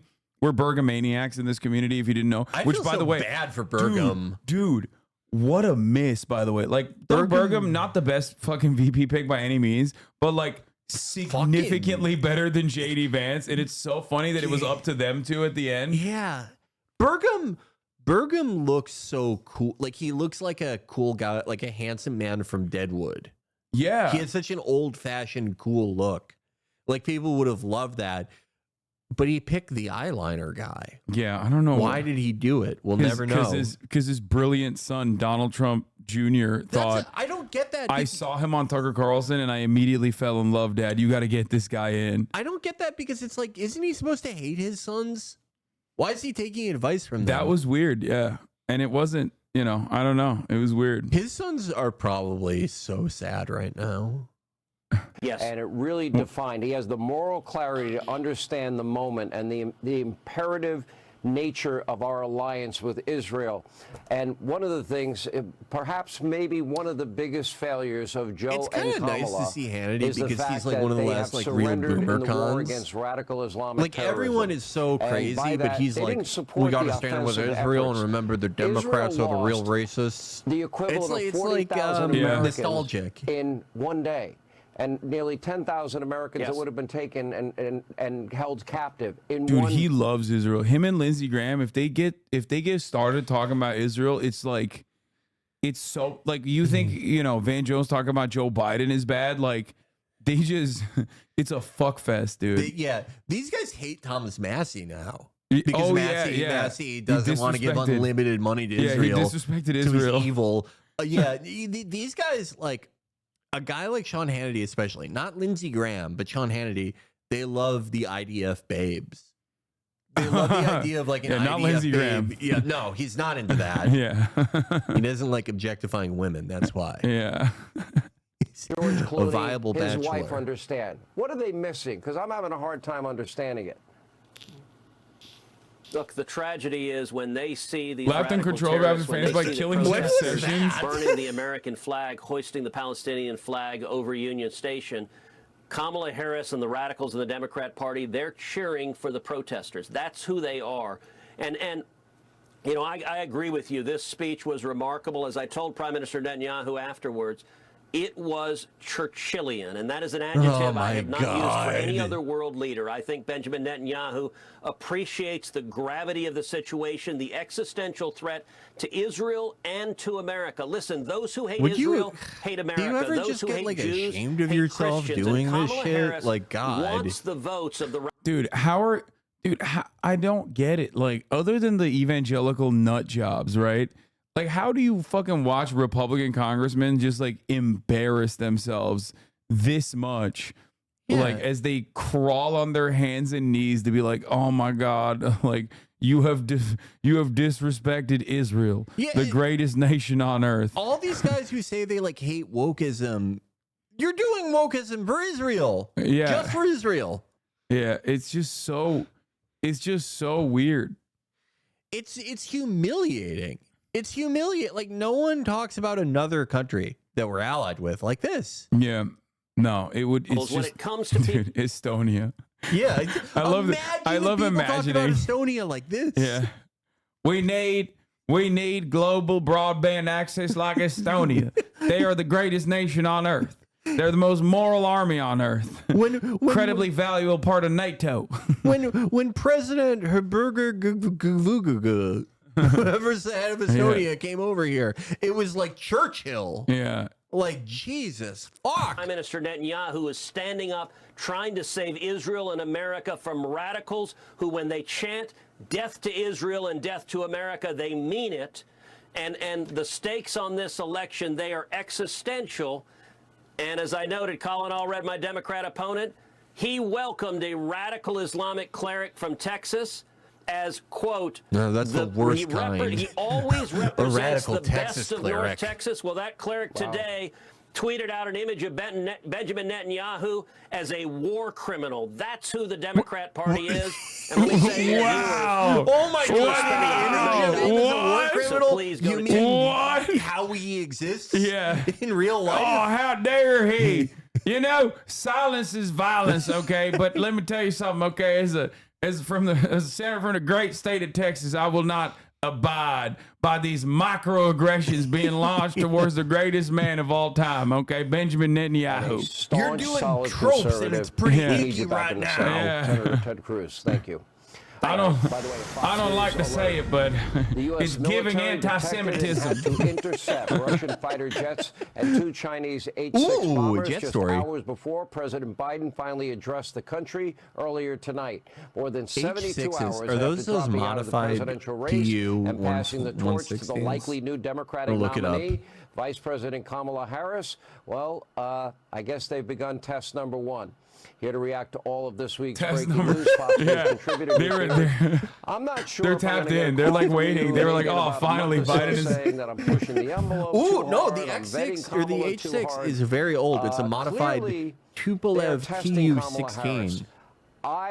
There's no way you will ever convince me. Yeah, no, these are old. President Xi, I like the Vladimir Putin, Tu-160. the mullahs in That's Iran, a cool plane. Kim Jong-un are ever going to have Dude, any you gotta respect feel for her. good when you're Kim Jong-un and they just like randomly bring you up all the time. Like, yeah, he's a part of this coalition. Yeah, he's playing an active role in sending bombers to the United States of America. Your Air Force, like, it's filled with planes that were like introduced in 1951. You have like the oldest shit, the oldest, most broken down shit, and you're like, yep. Me and China. Yeah, we did it together. I have one of my friends from Counter-Strike is like, he's amazing. He's so good at the game. He'll get, he'll get like 25 kills and a half. And sometimes I'll have a good game and I'll be like in second place to him with like 10 kills. And I'll be like, look, combined, we got 35 kills. No, that's the Enver. That's my favorite quote. My favorite quote is the Enver Hoxha quote. Between us and Albania and China, we make up half the world's population. Yeah. That's it. That's like that literally is Kim Jong-un. He's like, yeah, we're doing this. Yeah. I think, like no one talks about, and they've done this for like 20 years. Been like, North Korea is going to send transatlantic bombers to kill us. One day, dude. It's happening. One day. More ammunition in my arsenal of truth-telling and vetting. You did warn me that I might be going a little hard about Barack Obama, but compared to Barack Obama and Kamala Harris... Oh, they're glazing him now because Kamala's so much worse. Yeah. You heard her in her own words. This is the Republican version of when liberals will be like, George W. Bush, like, I miss him. Yeah, they're doing that now. They're literally... They're gonna... What's the conservative version of Ellen? First of all, I hope every I don't know. 18 to 24-year-old girl Ellen. hears that. Ellen, yeah. They're going to have Ellen Trump. meet with the Obungler, that would be and it's going to be the same thing. But look, I don't think you can go too far with Kamala Harris. She is How a is San Newt not Francisco dead yet? radical. How? She Have is you to the seen- left look, of it's his Bernie wife. Sanders. Yeah, no, his wife keeps him alive. He has an so amazing, far away vibrant, from the average active American lifestyle with that Callisto, the I'm greatest very wife on earth. Yeah. That as the American people Every discover time that the she real face Kamala, tunes not him, the it adds like 10 Washington years to his news life. media Hey, Newt, didn't you Kamala, fucking not chick the while your Hollywood- wife was dying? That's Hollywood Callista. movie I think he was made fucking up Kamala. Callista. They find Callista the real isn't just Kamala, some chick. what she- Yeah. how By the she's way. voted, That's his life what partner. bills she She's a introduced, diplomat. Yeah. what she has said. He was the I think she emissary will to melt Vatican City. like George McGovern and Mike Dukakis. Remember? Because I think the average American will not want to have a radical San Francisco candidate who personifies everything, first of all, which has destroyed San Francisco. I mean, people go there now and look at the human feces in the street, look at the drug syringes on Kamala the street. did that. She look at pooped how on the much streets. The population of homeless has exploded. That's the city that she was the district attorney. Like, this line of attack would She be represents totally its valid values. And against by the like way, Gavin she only Newsom, got which to is the why I've presidential always candidate said because Gavin the Newsom would super not be boss a of good San Francisco, candidate. Nancy Pelosi, But it just like doesn't make Howard, sense for the fucking Joe Biden attorney and general. just That was the attorney brutalized general. him Like last time into she was the attorney having general, to what, 2015? No one and then pivoted associates her within with an that. hour Yeah. Anyway. Like, and no, began the pushing average Kamala, voter and does so not associate her this is uniquely with one of the California in least that way. American behaviors. This was a total coup against a sitting president of the United States. My by his God, own this friends, again. To drive him out of office, even when he'd gotten 14.5 It's like, but you guys hate him. You guys hated him. think Why are he's- you? You said he's not capable of doing the fucking job. Like, what the fuck? I just. Now they're sad. They're sad. They're sad he's gone. You don't know what you got till it's gone, you know? Yeah. I mean, yeah, no. Yeah, it's really fucked up. It's really undemocratic. You know what I think this is, by the way? I think they're jealous because they try to do this to Trump, but like they had to do an open primary process and Trump has like way more pull in the party. So they couldn't do that. Yeah. So, like, because if given the opportunity, the Republican Party would have assassinated Trump and just put like Ron DeSantis or someone. After 2022, they were like, we need to fucking get rid of this guy. Yeah, they're so sad that they couldn't get away with it. Dude, Oh. if Trump doesn't, like, who knows? The election's ways away. But, like, if Trump loses, I'm not even sure that they could keep him from being the nominee in 2028. Provided he wants to do that and lives that long. But, like, I don't think they could stop him. Oh my God, that would be awesome. so funny. That would be fucking 3 in awesome. a row. Oh my God! Oh, I hope that happens. Oh, think of the content. He's gonna be so much worse too at that point. He'll be what, like 82? Oh my God! We ought to have millions And what of could they do? immigrants What could they come do to in stop it? illegally, vote illegally, so they can give themselves welfare with your tax dollars. She's perfectly fine. If you want somebody who's anti-police, pro-criminal, she's perfectly fine. You want somebody that teaches Like, even this is such a dumb narrative because, like, not to get all libbed up or whatever, but like, you can literally be like, she's a cop, Trump is a felon. Like, the average American, not like not the avid Fox News watchers or like people who are firmly committed to the Trump cult, but like the average like suburban Republican is 100% going to be like, oh, I don't know how I feel about voting for a felon because Americans are dumb like that. Like they don't think about it further than that. Yeah. Also, like, they did a lot of like the Kamala cop branding, like everyone did. During the primary.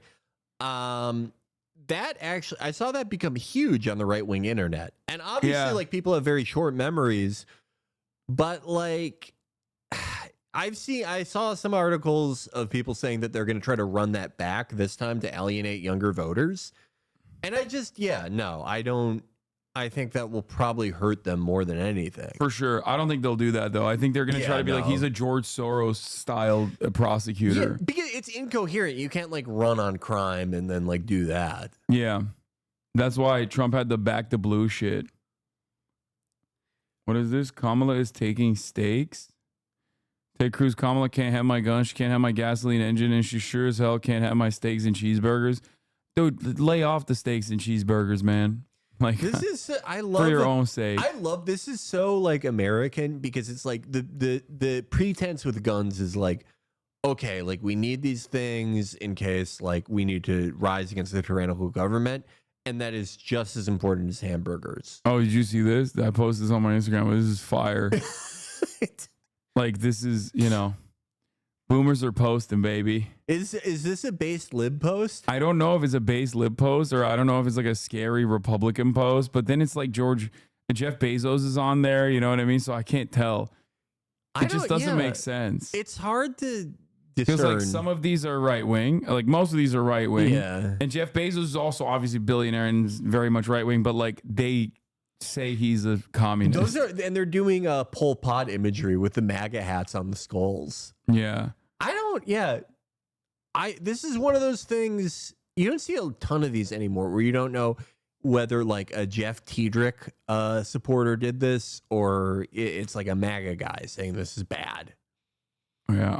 I like the Satan O'Bungler there. I guess this is anti because O'Bungler is Satan and he's and so is Nancy Pelosi. But then the why Jeff Bezos is being arrested bad. This is sort of incoherent. I don't get it. I love it though. I don't get, like, if I was a Republican, I would be saying like Jeff Bezos is great. Be like, he's a great businessman. They say that about Trump, Maybe this is like a pro-business guy. Yeah. What else was I going to cover? Oh, someone said it's from pamphlets. Oh, okay, that makes sense. They were memeing. Andrew Tate is an American right-wing politician. You're wrong about that. He literally went on Tucker Carlson. They consider him to be a right-wing politician. I saw a Tate clip today. I love how much he I didn't know this was such a feature in his programming. Like how many shows there are where his brother is wearing clothes, but Tate is just like naked. Oh yeah. I think that's so funny. Oh yeah, that's regular shit. He loves being naked with his brother. I think that's nice. I think more people should do stuff with their brothers. So, we were gonna do Sonia Massey.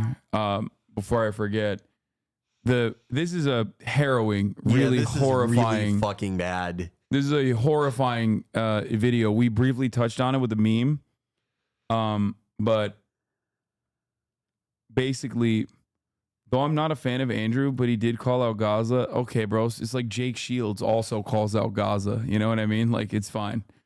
That doesn't mean too much. So in Illinois, sheriff's deputies called to a home and then shoots the person that called 911 in her home.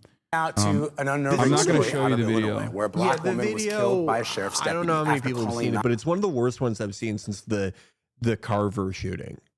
Yeah. If people remember that one. One of the 911 for help. Shocking body camera footage shows the moments before, during, and after a sheriff's deputy shot and killed 36-year-old mother of two, Sonia Massey, on July 6th. That now former deputy, Sean Grayson, has pleaded not guilty to first-degree murder. Roxana Saberi has more. They're charging with first degree. I didn't know that. He looks like a not racist person. Well, yeah, like judging by both his actions and also just if I didn't know anything, I would say that's definitely a not racist guy. I don't know if it was his tattoos specifically, but at least one of the cops on the body cam footage, you can see like a black sun tattoo. Oh, really? Yeah. Oh, classic. More from Springfield, Illinois, and a warning: the video you're about to see in this story is incredibly disturbing. The body camera video shows Sheriff's Deputy Sean Grayson and his partner searching around Sonia Massey's home in Springfield, Illinois, around 1 a.m. after she'd called 911 reporting a prowler. Sheriff's office! The officers waited more than 3 minutes before Massey that's not a opens black the sun, door but it's and says, fucking "Don't something. hurt me." I don't know what that is. hurt you. You called us. Okay, So what'd you hear? somebody keeps outside my house. A few minutes later, they It's like wild that they fucking like are aware that this is the person who called them. Yeah. And then they still do this execution. It's insane.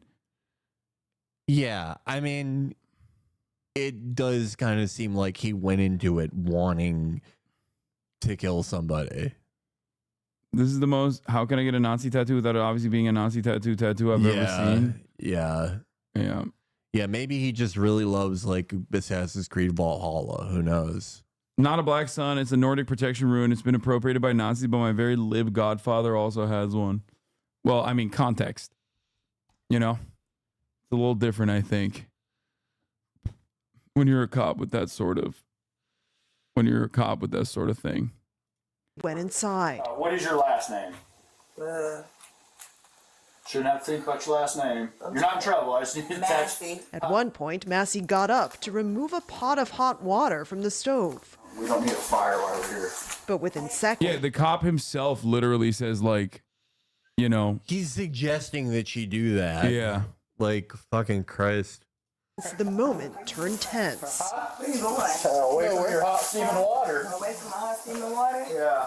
Oh, I would rebuke you in the name of Jesus. Yeah, that means like I'm not. Why would you suggest I'm doing that? Shoot your face. Okay, I'm sorry. Drop the pot.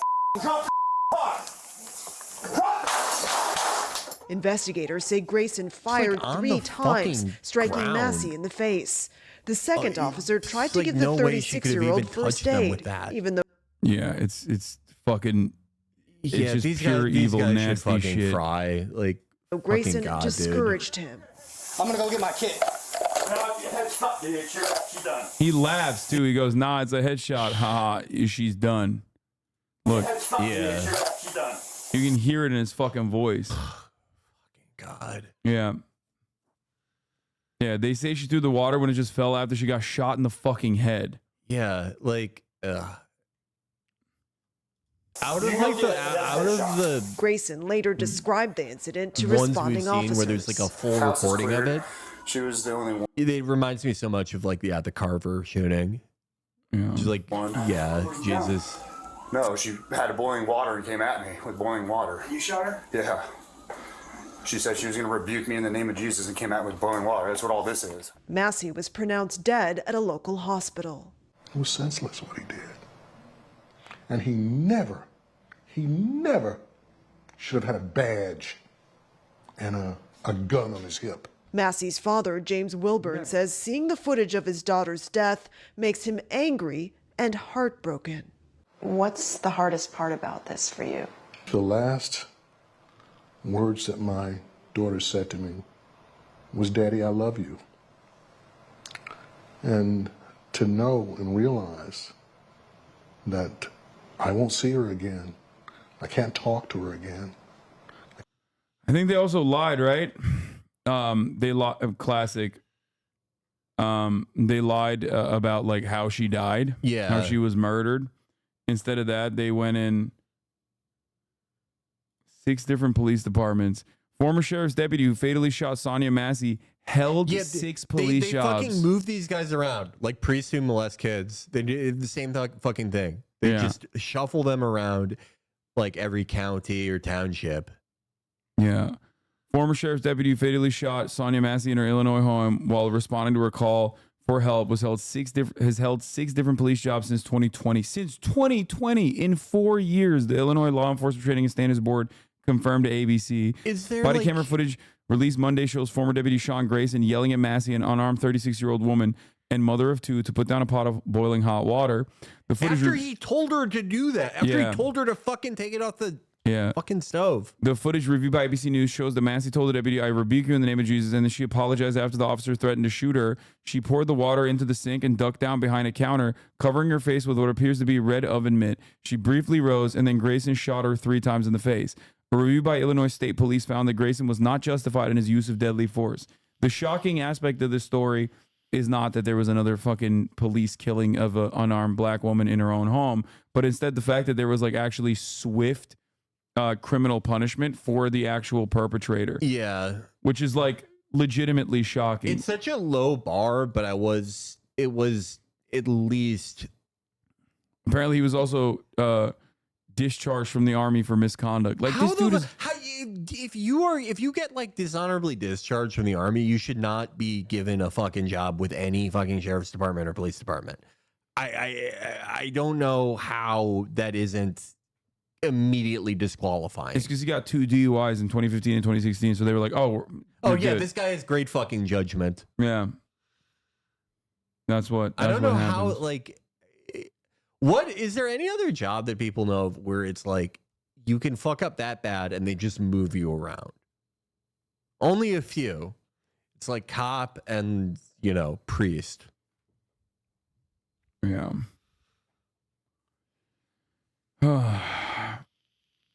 Yeah. State's Law Enforcement Training and Standards Board shows Grayson worked for 6 different departments over 4 years. Through a FOIA request, Juan News found records showing he left the previous departments because he was searching for full-time employment before being hired full-time in Sangamon County. Grayson was a full-time officer for the Auburn Police Department and Logan County Sheriff's Office. In one document, Grayson admitted to being arrested previously for a DUI. Court records show he was arrested in 2015 and 2016 on 2 separate incidents. His job with Sangamon County was terminated last week when a grand jury indicted him on 3 counts of first-degree murder and other charges in the shooting of Sonia Massey, a 36-year-old Springfield woman who was shot after making a 911 call. Incredible stuff. I can't touch her again.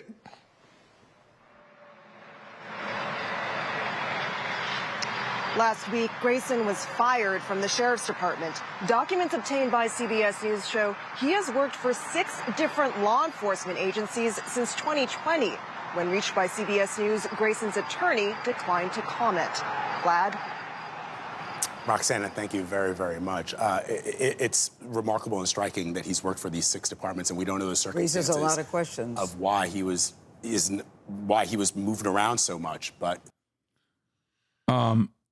Grayson, who is white, has pleaded not guilty to 3 counts of first-degree murder, aggravated battery with a firearm, and official misconduct, and Massey's death. Illinois Law Enforcement Training Standards Board said he had 3 full-time and 3 part-time jobs in 4 police departments and 2 sheriff's offices over the past 4 years, all within the state of Illinois. Grayson was employed in 3 different police departments in 2021 alone. The records show his shortest term of employment was with the Kinsade Police Department, where he was employed for just over 3 months. Records list his reason for leaving as other. His longest term of employment was Sangamon County Sheriff's Office, where he worked for a year and 2 months. Grayson was fired from the Sangamon County last week following Massey's death. He worked part-time at the Pawnee Police Department from August 2020 to July 2021. Reason for listing other. Wait, he had a Totenkopf skull tattoo? Are you sure? No, that's not a totem. I don't think that's a Totenkopf. Yeah, that's not a Totenkopf, but it's fine. We know he's we saw him senselessly, premeditatedly kill someone. Yeah, that's not a Totenkopf, camera. but yeah, he assassinated an unarmed black woman in front of our eyes. You know, that usually, and then he also chuckled when he said, "Oh, nah, don't waste the fucking med kit on her. Yeah, she's dead." He felt fucking nothing. Like, yeah, Jesus Christ. Her son telling the reporters that they refused to tell him who shot his mom after telling the family it was a suicide earlier. Well, they told me, the family it was I a got a call fucking from the suicide? hospital, actually. I never got a call from the police or whatever. But they told me that my mom, she had got shot in the eye and it came out her neck. And they didn't tell me who. They were just saying somebody. They never would tell me who. They just kept on saying someone shot her. They would never tell me who shot my mom, though. So, and I think I was the first person to find it out, too. I had to go tell my grandma myself. That's all I can say. And you kept asking who? Yeah, they wouldn't tell me at all.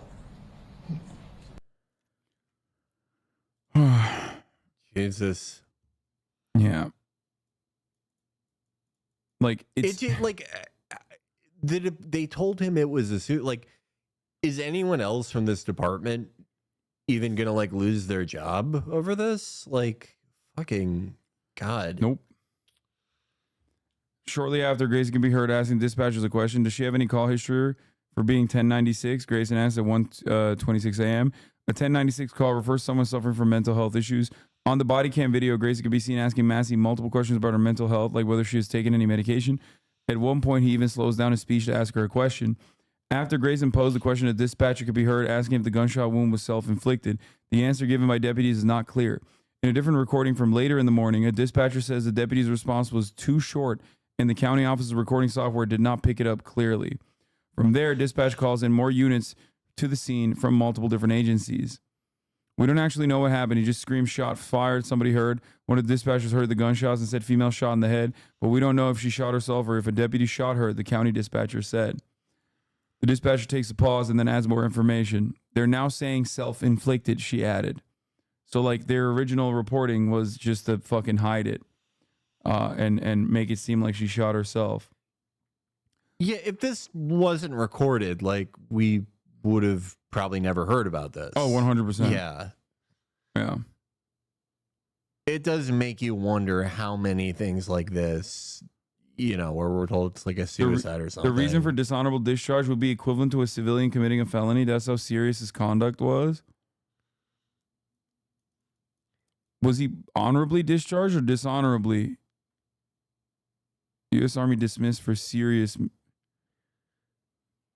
Documents obtained by the Kinsade Police Department where Grayson worked previously noted that he was discharged from the Army in 2016 for the Fort Riley Army installation, Kansas for misconduct, serious offense. Army officials confirmed Grayson was a wheeled vehicle mechanic from May 2014 to February 2016, but declined to provide further details about his discharge.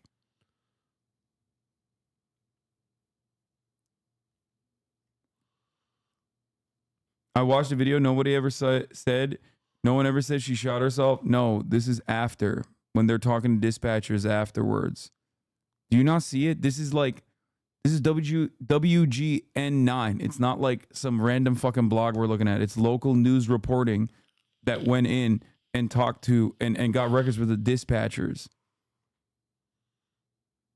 It's a transcript, chatter. It's not directly from the video that you may or may not have watched.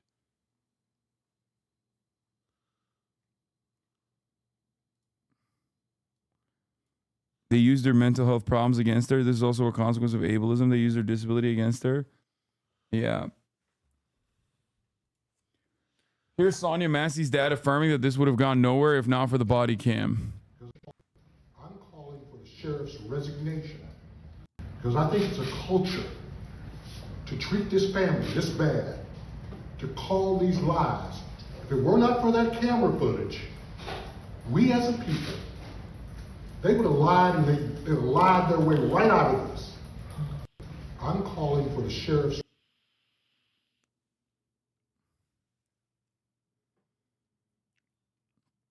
Probably other than honorable, you have to fuck up pretty bad for dishonorable. Look at the video of when he steps outside. All the other cops are not even making eye contact with him. It's eerie because you can see immediately they knew he had fucked up. I mean, if there was no body camera footage, it wouldn't have fucking mattered. They would have covered for him. I mean, they tried to cover for him. Yeah. Now, of course, having said all of this, even though this is dead to rights, like 100% a straight up murder with like pretty much no evidence to the contrary, there are still people who are, apparently chatters are saying XQC defended the cop, which I don't even know if he actually did or not, and I don't really give a shit. But there are still people all over Twitter that were posting that racist ass shit, like I showed you earlier, about how like she was asking for it and that she deserved it. Classic. You know.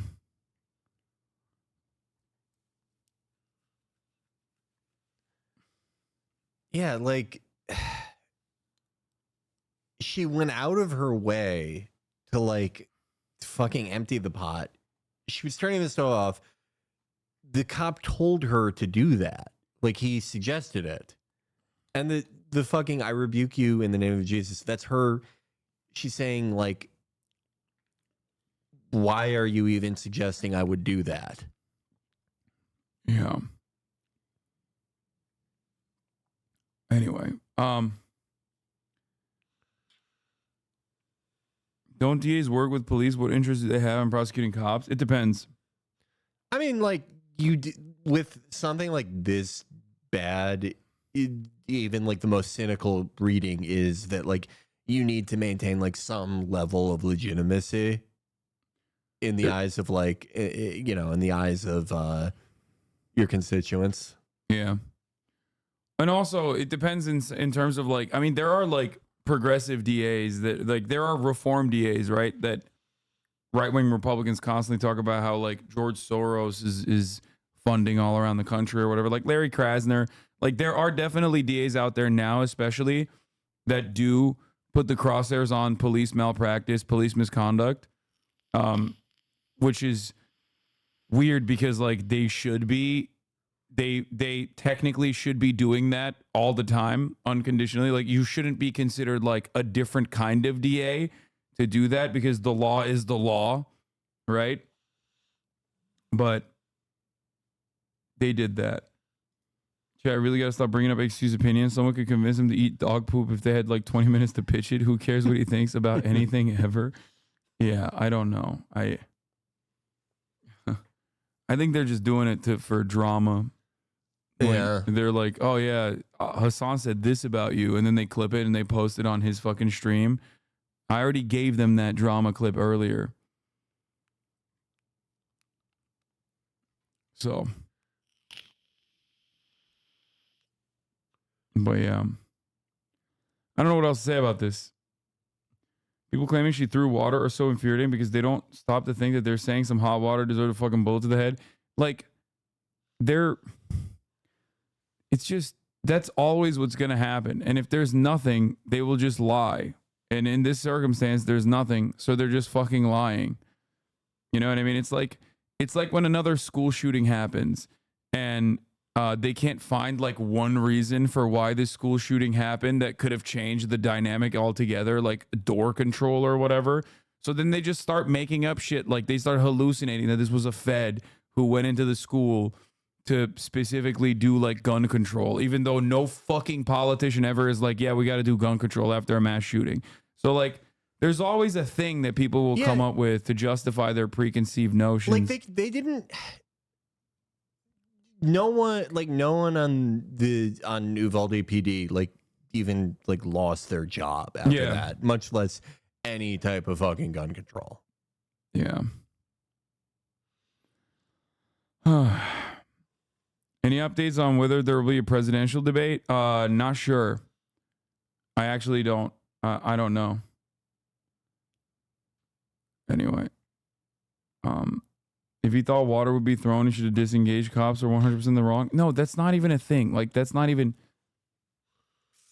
But yeah, most of the people saying that don't even like believe that. You know, Yeah, they don't even like believe they're that not she being was going serious. to do that. Yeah, they're not. They're not being serious. Especially when the footage doesn't show that anyway. Like, she literally puts it down and apologizes, and then still gets shot in the fucking head. And then the cop laughs about it afterwards too. So, meanwhile, here is here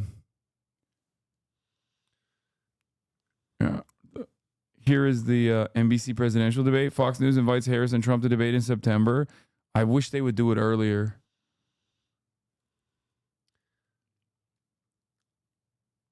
Fox News invited Vice President Kamala Harris and former President Donald Trump to debate each other in Pennsylvania on September 17th. I wonder if Trump, if I had to guess, I think he probably like does do it just because it looks bad if you don't. If he didn't, you remember when Edinger brought this up, but when Ossoff had to debate the empty chair, be like a similar thing. Subtitle Bodge. Here's a 4cent fan. Can you explain the psychology behind the shooter doing that on body camera if he didn't have a reason? I don't know. He's a fucking rabid little freak. I don't know. What was the fucking psychology behind Derek Chauvin literally executing George Floyd in front of 45 eyewitnesses in fucking broad daylight by putting his goddamn knee on his neck? Also, I don't think his body camera was on. I think it was the other cop's body cam that was on. That's what caught him.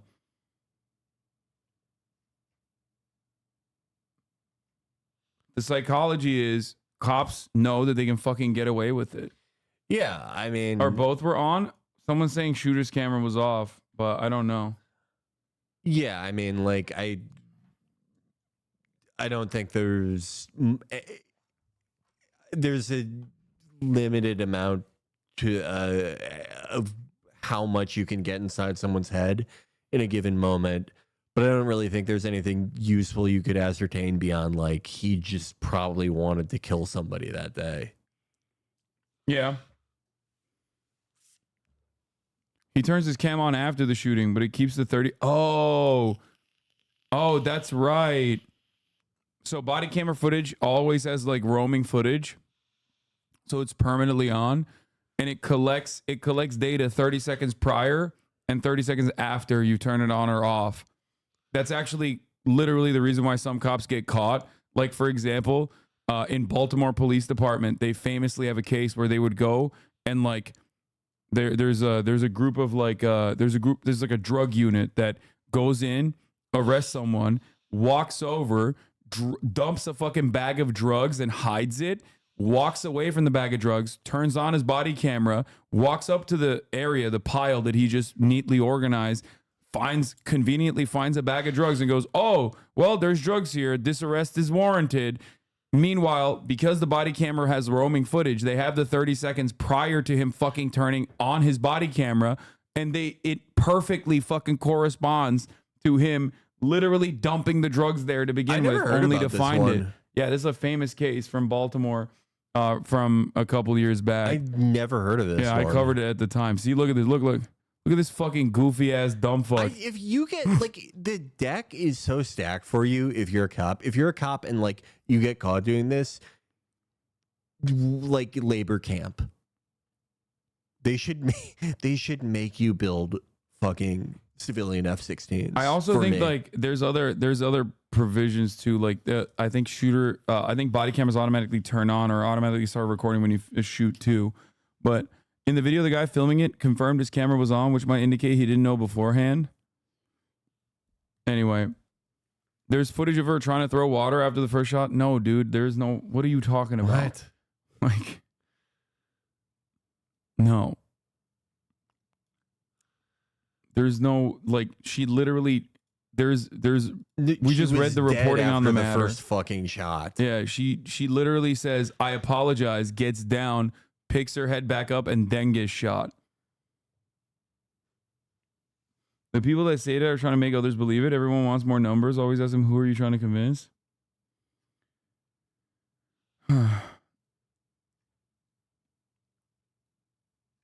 Anyway. After the first shot, the pot was nowhere near by the time the first shot rang out. Chatter, you're wrong. It's true. She jumps back up and throws it. No, it's not. What are you guys doing? What are you saying?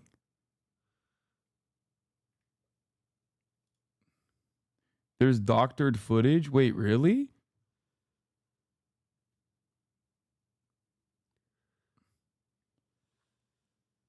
I saw the video that makes it look like she throws the pot. People are saying it's AI manipulated footage. I don't know.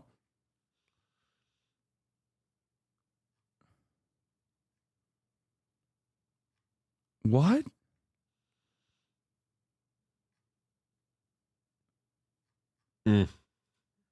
I mean, none of this makes a difference in the equation, for the record. I mean, she emptied the fucking pot. What are we talking before about? The first shot came out. Like, what the fuck are we talking about here? Like, trolls are making up shit. Heard about that at work, even though the doctor footage is more likely seen her as losing control of the pot as she falls after being shot. Or like trying to like hold it up to shield herself or something. Like, the pot was fucking empty. Like, I'm a little bit confused by what people are trying to imply here. If you slow it down, you can see her picking it up a second time right before the shot. I'm not on the cop side, but it's objectively right there. What?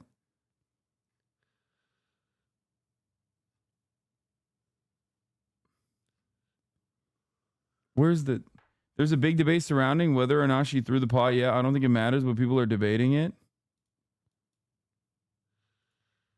Wait, surrounding after she got She shot? never charged him with a pot of water. It remained on the stove. Yeah, that's the top of She the pot. never but charged she's him probably, with a like, pot of water. instinctively throwing It up. remained on the stove. The longer video has water on the floor, so they're creating a narrative around that.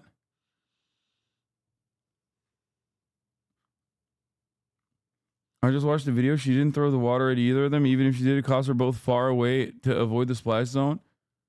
This is the video I saw that I assume people are referring to.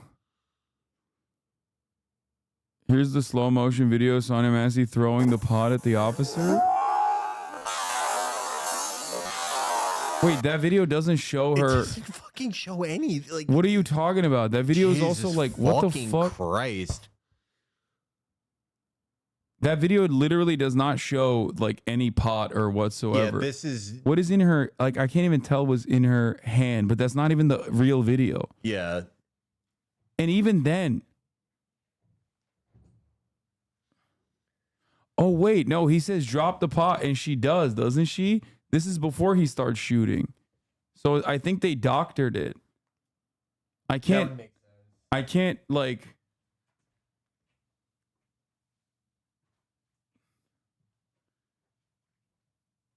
She didn't throw the pot, but is in her hands at the time of the shots being fired. Even then, there's no justifiable reason to shoot. Are you serious? Watch it, you're tripping? No, dude is after. Doesn't matter.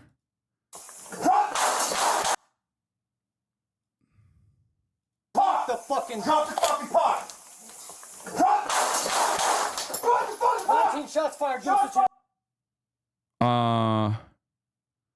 She goes back up after saying, I'm sorry. This is implicit bias, man. They see what they want to believe.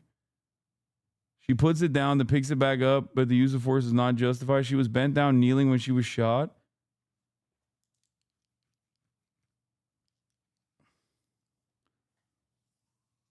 life-threatening cookware versus guns drawn. Any rationalizing to the benefit of the cops is stupid as fuck. Yeah, like, what are we talking about?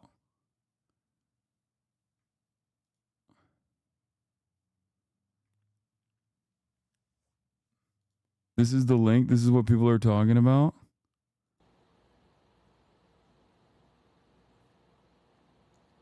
She sets the pot down. Grabs the pot. Throws it at the cop.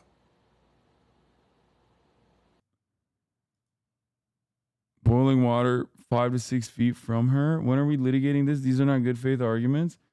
Why is it that some videos show this like clearly, but the body camera video does not? Like, I can't show you what's going on, obviously, on the screen because Drop the fucking pot. Drop the fucking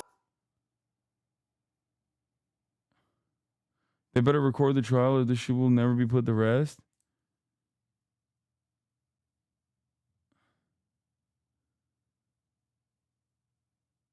There are 2 body cam angles. Yeah, I thought I was looking at the same one, but stop giving this oxygen. Yeah, I mean, literally, this doesn't matter. I don't give a shit that she's holding up the fucking pot. You're out of your fucking mind if you think that that is like reasonable use of force there. You are on crack. This is a doctor one at 18 seconds.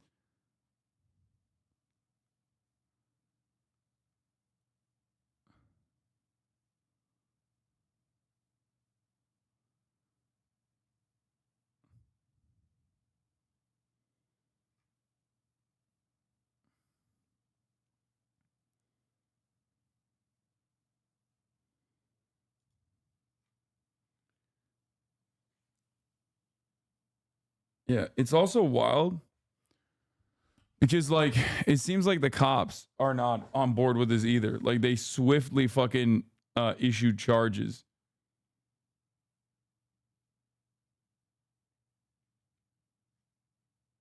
Why are we debating TikTok conspiracy theories?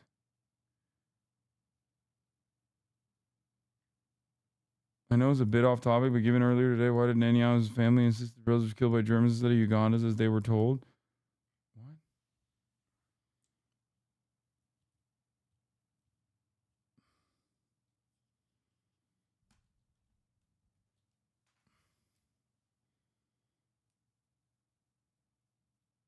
Even if she chucked the whole pot in hot water like a speedball at the cop, which isn't logically possible, it still wouldn't warrant her being shot in the head point blank. Yeah, what the fuck are we doing? Like, the perp cop only turned on his camera after he shot her, only recorded the previous 15 seconds. They were screaming to drop the pot she doesn't have in her hands, and then she goes to dump the pot on the floor. They obey their stupid fucking order. They shot her.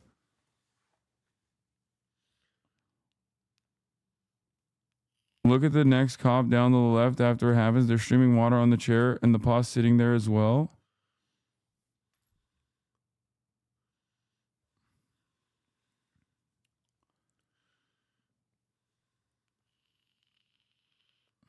The opinion of these bootlickers is irrelevant. Yeah, I mean, yeah, it's very stupid. People also keep sharing it without sound on purpose so you don't hear the first shot ring out. Yeah, this doesn't have any sound on it. Like I don't know what's going on there. I don't know why it doesn't have any sound on it. Like all the I don't sorry, hold on. I'm gonna mute the desktop audio because it's it's annoying to keep playing it over and over again.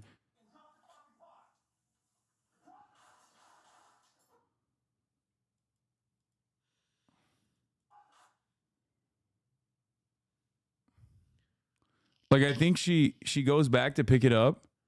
She goes back to pick up the pot because they keep saying, drop the fucking pot, drop the fucking pot. Like, she drops it, gets down on her knees, goes back up to pick it up. There's a whole conversation.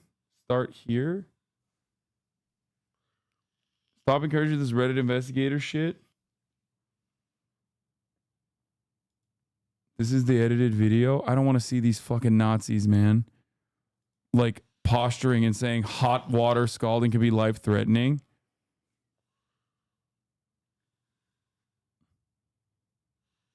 Like, oh man.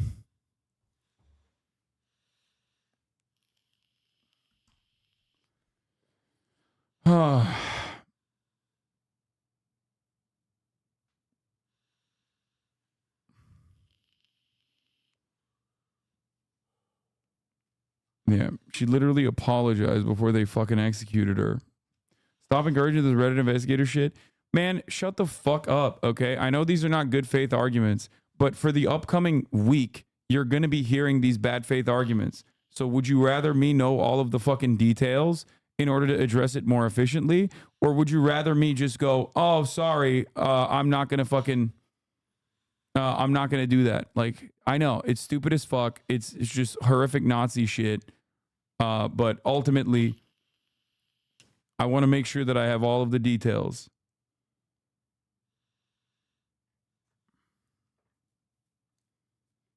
Anyway, I'm going to run the 3-minute ad break now, by the way. Yeah, also, it's, you know, it doesn't even matter because the cops immediately said that it was self-inflicted. Right. Classic. Yeah, I mean, like, if they thought it was justified, they would not have fucking ran with that. Yeah.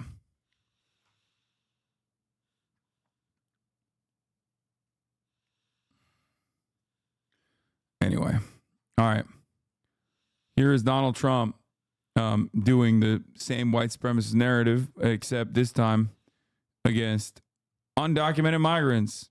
She shouldn't even be allowed to run for president. What she's done, she's committing crimes. No person who deliberately lets these kind of savage criminals into America should ever be trusted with power again, should ever be trusted to be the president of our country. If Baltazar Harris stays in charge, every week we'll bring a never-ending stream of illegal alien rapists, bloodthirsty killers, and child predators to go after our sons and our daughters. That's what's going to happen. Everybody knows that. You're not going to talk these people into being wonderful citizens. If I'm elected, we will immediately deputize local police who are dying to do the job, by the way, but their power has been taken away. And we'll form a massive dragnet to scour the nation for the monsters who are murdering and raping children all over the world. Many of them have come here because they're looking for them in their own countries for rape, for murder, for all sorts of things. And we will ship them back to the country from which they came. We're going to get them out of here.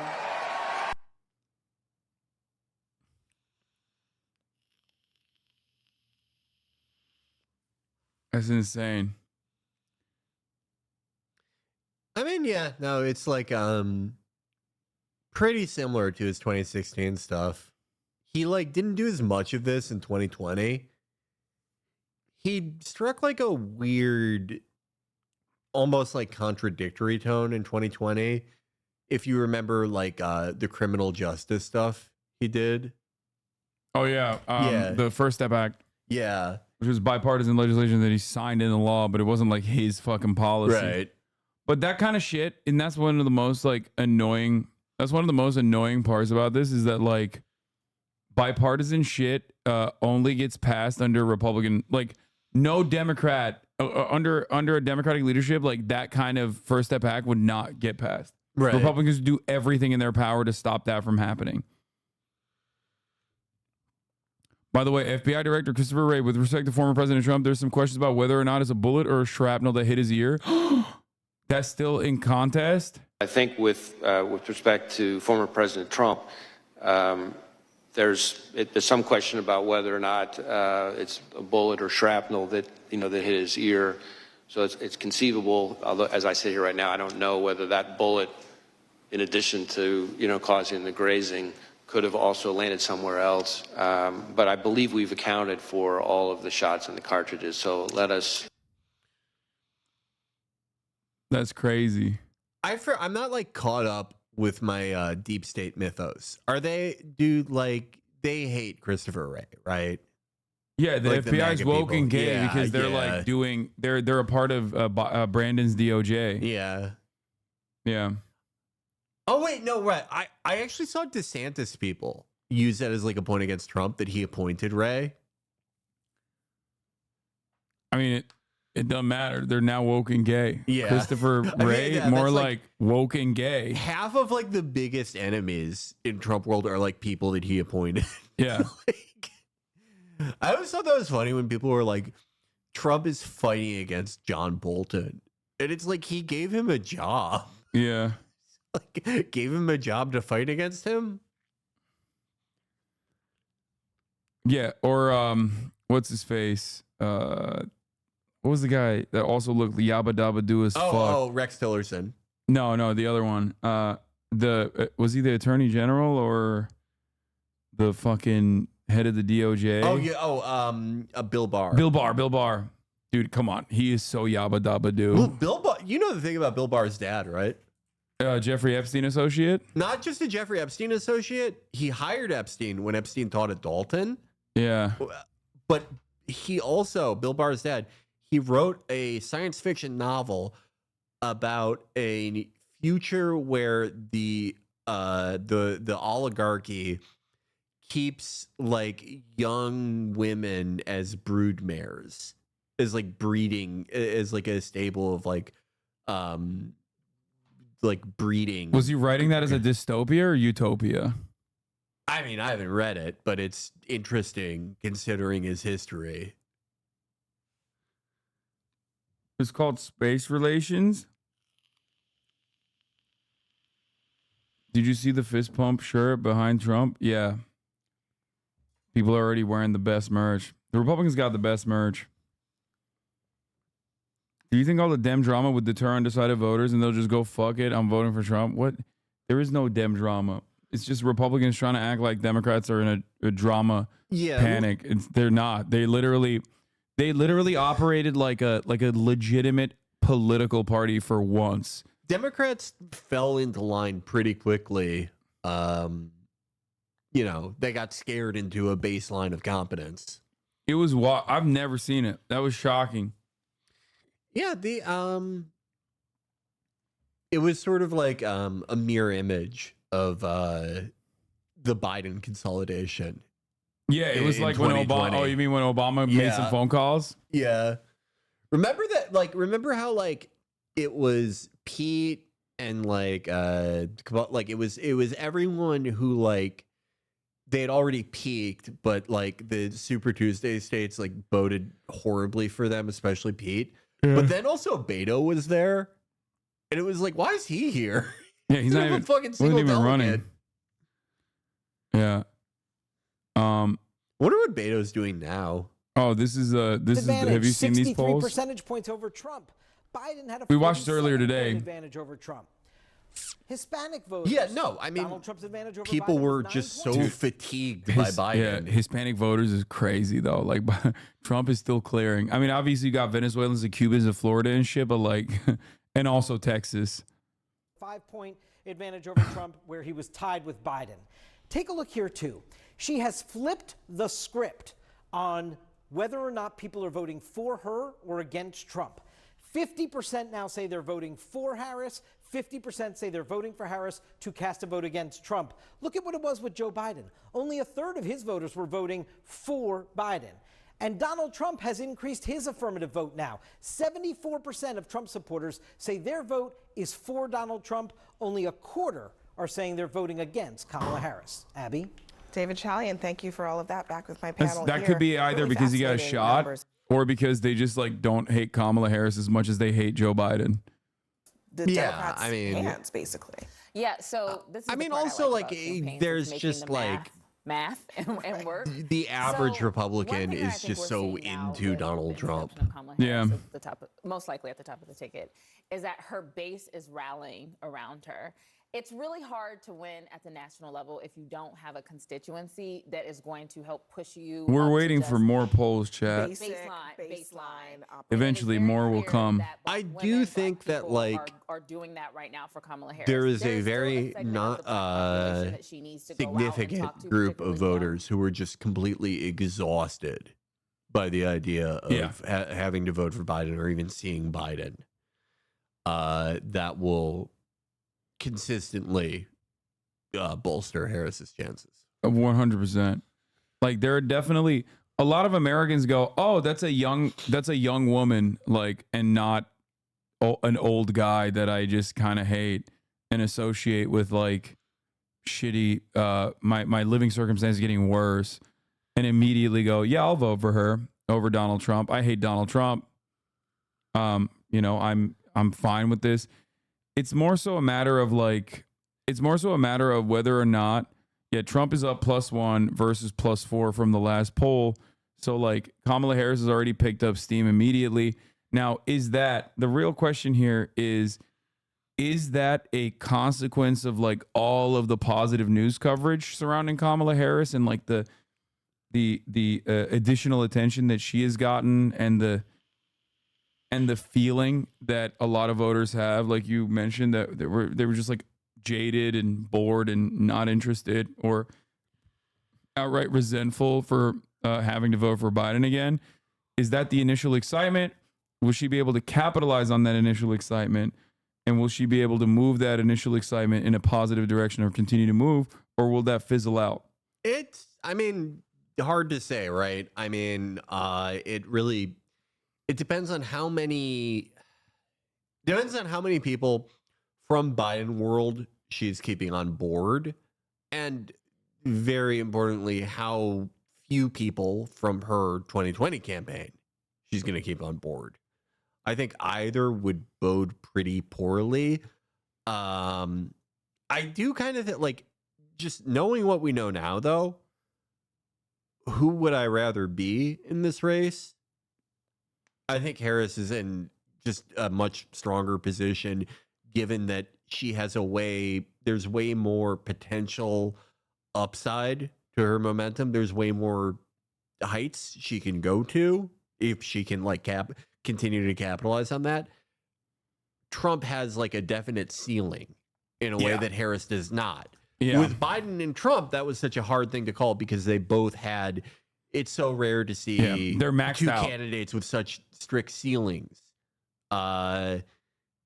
With this, we don't really know what Harris's ceiling is, right? It's not really been tested. But it's also her race to lose at this point, because like it's her race to win, but it's also her race to lose in the sense that like if she just reads the Biden script, but this time with like more coherence, then she can still win, but I don't think she's going to have like a decisive victory. I'll put it this way. We all think that Biden was going to lose, right? But I personally, at least speaking for myself, I never thought it was going to be like a landslide, right? But against any like, Doug Burzum or whoever, it probably would have been like a 5-point or greater loss for Biden, because it's just it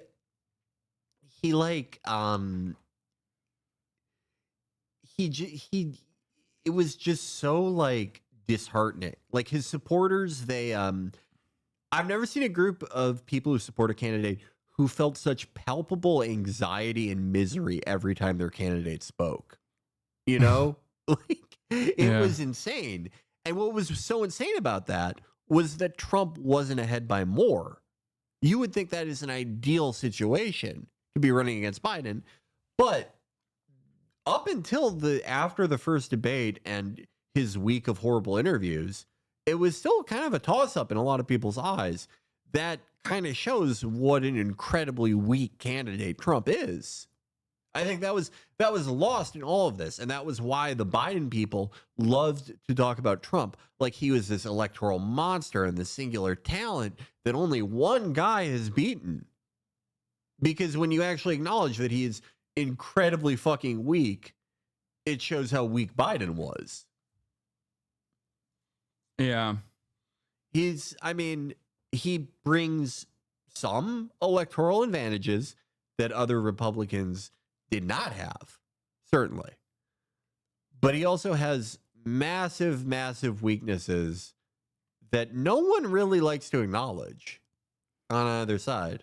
Oh, for sure. I mean, I kept reiterating the position. That's part of the reason why Joe Biden thought he could stay in the race, because they recognized that it was still like albeit the chances were getting worse every day, every second of the day. But like, it wasn't like a complete done deal until the very last moment, because they recognized that Donald Trump is a very beatable candidate that's so divisive and so toxic to massive parts of the American electorate, or the broader electorate, that like, and he doesn't have that outsider momentum. Bro, the worst thing that could have happened to him was that we saw him be president for 4 years. Yeah, and it sucked, and everyone fucking hated it, and everyone hated mostly like having to pay attention to it too. That's like what Biden won. Yeah, no one wanted to watch the news anymore. Yeah, yeah, yeah. No, I just like, dude, he did not get a noticeable pickup in the polls even a little bit after he got shot at. That's incredible. That was awesome. That's incredible. That was like, that's when I was like, does that shit. happen? I thought at least he could like try to manage this. Like, I thought if he uses his, like, there was like a brief moment where I was like, fuck, he's saying he's gonna do like a unity message. Like, that was the brief moment where I was like, damn, I wonder if like the Republicans will be able to like genuinely pull this off, because that would have been like a blank slate. Right. Yeah. If he had like, I mean, people love these hypotheticals, right? Oh, if Trump was smarter and did a conciliatory tone, you know, blah, blah, blah. I mean, the point of Trump is that he does not have those instincts. No, he just went balls to the fucking wall. Yeah. And nope, didn't do that at all. And it made it seem like, I mean, it just completely solidified that people were not even remotely interested in Donald Trump, or even changing their opinion on Donald Trump, even after he got fucking domed. I think it had some, I think that it definitely had some purchase and helped him, even if just around the margins with Biden, just because the image of him, you know, raising his fist up versus Biden going, I don't have to go to bed early, is so stark. Yeah. But now it's like it might as well have not have happened. You know, Mr. Beast update for the record. He's posted about the Ava Chris Tyson situation. Over the last few days, I've become aware of serious allegations of Ava Tyson's behavior online, and I'm disgusted and post such unacceptable acts. During that time, I've been focused on hiring an independent third party to conduct a thorough investigation to ensure I have all the facts. That said, I've seen enough online and taken immediate action to remove Ava from the company, my channel, and any association with Mr. Beast. I do not condone or support any of the inappropriate actions. I will allow the independent investigators the necessary time to conduct a comprehensive investigation, and will take any further actions based on their findings. Yeah. Third party investigation? No, it's just like he is. Mr. Beast is a massive international brand. Yeah, this is the same thing that like ExxonMobil does. You hire a law firm that does an investigation, and blah blah blah. Because the thing is, Jimmy knew ChatGPT. No, this isn't ChatGPT. This is like an actual good lawyer that. Yeah. Like, no. This is a lawyer that you don't get from Twitter. Yeah, this is not Elon Musk style situation. Most written with legal advice ever. Yeah. So this is straight up like a swift exit. And I mean, what the fuck else is he supposed to do? Yeah, I mean, I don't expect him to do anything else in this circumstance. He's gonna conduct an investigation. I mean, it makes total sense, given not only what the actions are, which is like weird text messages in a Discord server where there's like minors present. I think one of the minor who came out, who's like now 20, was like, I was not predated on, I was not groomed, but it doesn't matter. Like, the messages speak for themselves. And beyond that, the fact that Ava is trans, of course, does not help cause any sort of sympathy from anybody that looks at that, regardless, especially because it was like greatly boosted by a lot of people. It was greatly boosted by a lot of people that immediately jumped on it to be like, yo, this is every trans person is a groomer, pedophile. We got it. Like, we found it. So it was, even if what she said wasn't gross, which I don't think that is, I think what she did was gross, for the record. But even if what she did wasn't even gross or inappropriate, weird, like having conversations with a minor across the board, people would have still made this a PR nightmare regardless. And it happens to be a situation where it is like it does absolutely hit like the weirdness shit. The Shad allegations are an entirely different story. It's like that's the type of shit that like I find personally unconscionable and gross, and it's like lolly is completely unacceptable. Except, you know, ain't nobody's taken down all these people who apparently were all associated with Shad. Like literally every content creator in the fucking edgy meme space has been like associated. So fucking weird. Yeah. How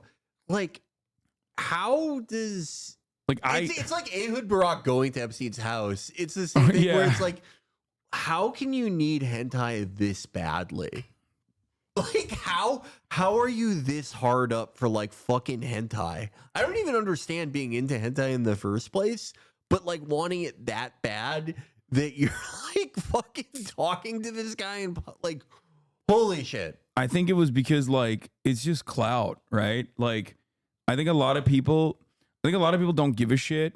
A lot of people don't give a shit at all when it's like Keemstar has apparently been understandably on a tear against anyone that has done business with Shad because Shad drew sexual art of Yeah, that is the one, like, that is perhaps almost equivalent to all of the other allegations and all of the other crimes that, from what I understand, this fucking dude engaged in, which is making Keemstar a valid victim, okay? Because Keemstar absolutely is a valid victim in this situation. It is completely inexcusable. It is completely unacceptable. Like, I can't even imagine how that is like how brain broken are you that you think, how brain fucking broken are you that you think that that is like remotely appropriate to do? Like, you're just, it's not even edgy at that point. It's just like, you're freak shit. That's it.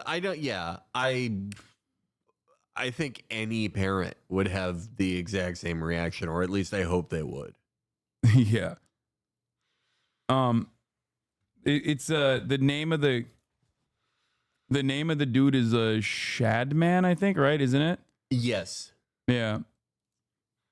In 2017, Shadman was actually way more popular than anybody drawing lolly should have been. In an unrelated note, that's when the Nazis were popping off as well. Yeah. Isn't he also a Nazi? He's like a Nazi pedophile, right? Shad was arrested at one point for tracing CSAM to make lolly. Jesus fuck. Yeah. It's just like, it's just ridiculous. But of course, like I said, there are a lot of people who are looking at this to be like, see, I told you all trans people are groomer, pedophiles, like the weirdos, whatever the fuck. And those guys are fucking freaks. In the immediate aftermath of Dr. Disrespect's story, nobody went around and went, every white man is a pedophile freak. Okay. Like you have this weird tendency. A lot of people have this weird tendency when it's like a black person doing a crime. Oh, this is how all black people are, is like the immediate reaction. Whenever a marginalized community member does something that is inappropriate or, you know, completely illegal, right? Everybody fucking jumps on the bandwagon to be like, everyone is responsible. Every person of this background has done this. And, you know, it didn't happen with Cody Co either. Ain't nobody fucking ran around saying all white men are doing this. It doesn't even happen in terms of like all YouTubers in general, even though many YouTubers have been caught doing this kind of shit, or many streamers in general have been caught doing this kind of shit. So it doesn't work that way. Obviously, when you're a marginalized person, you are absolutely held to a different standard. And that is precisely what people are trying to do. All DJs though, ... Yeah. I don't think David Guetta has ever done anything bad. Yeah, he fixed racism. Yeah. David Guetta united the country. Yeah. It was awesome when he destroyed white supremacy. Yeah. He has such a good look for like a 57-year-old French man.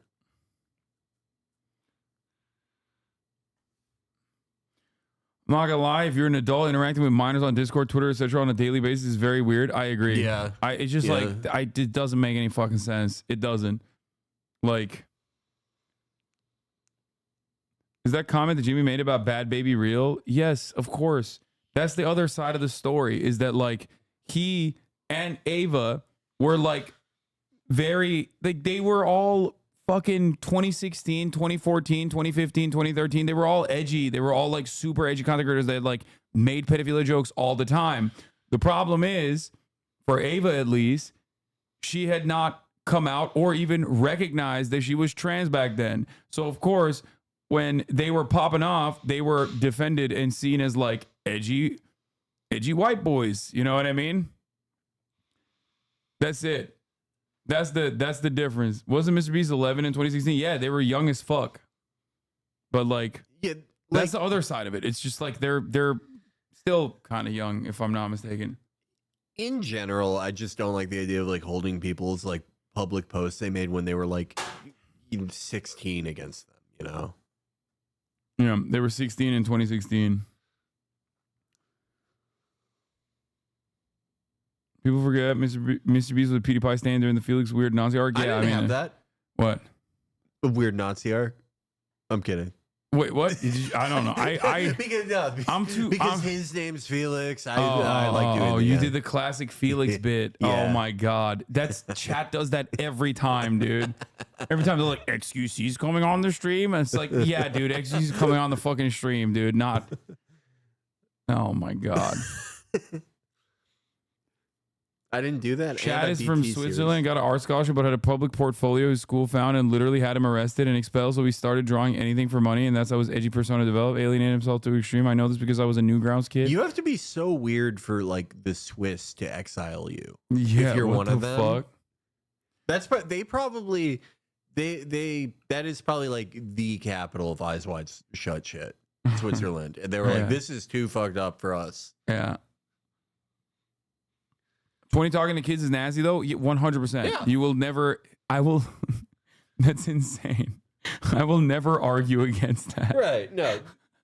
These are like two different thoughts. Like I don't know who you would be speaking to in that situation. Because I'm not like, no, you know, it's acceptable actually. Like, no, it's not. It's completely unacceptable. What the fuck? Oh. I mean, we said it earlier. It's only acceptable to employ them. That's the only okay thing to do. But don't talk to them. Yes, exactly. The age of conversation. Yeah. How old is her, Mr. Beast's political future? I don't know. He could do like a... Jimmy was 18 in 2016, not 16. Okay, regardless. Bro, come... Okay, he was young as fuck is my point, okay? He's a teenager at that point.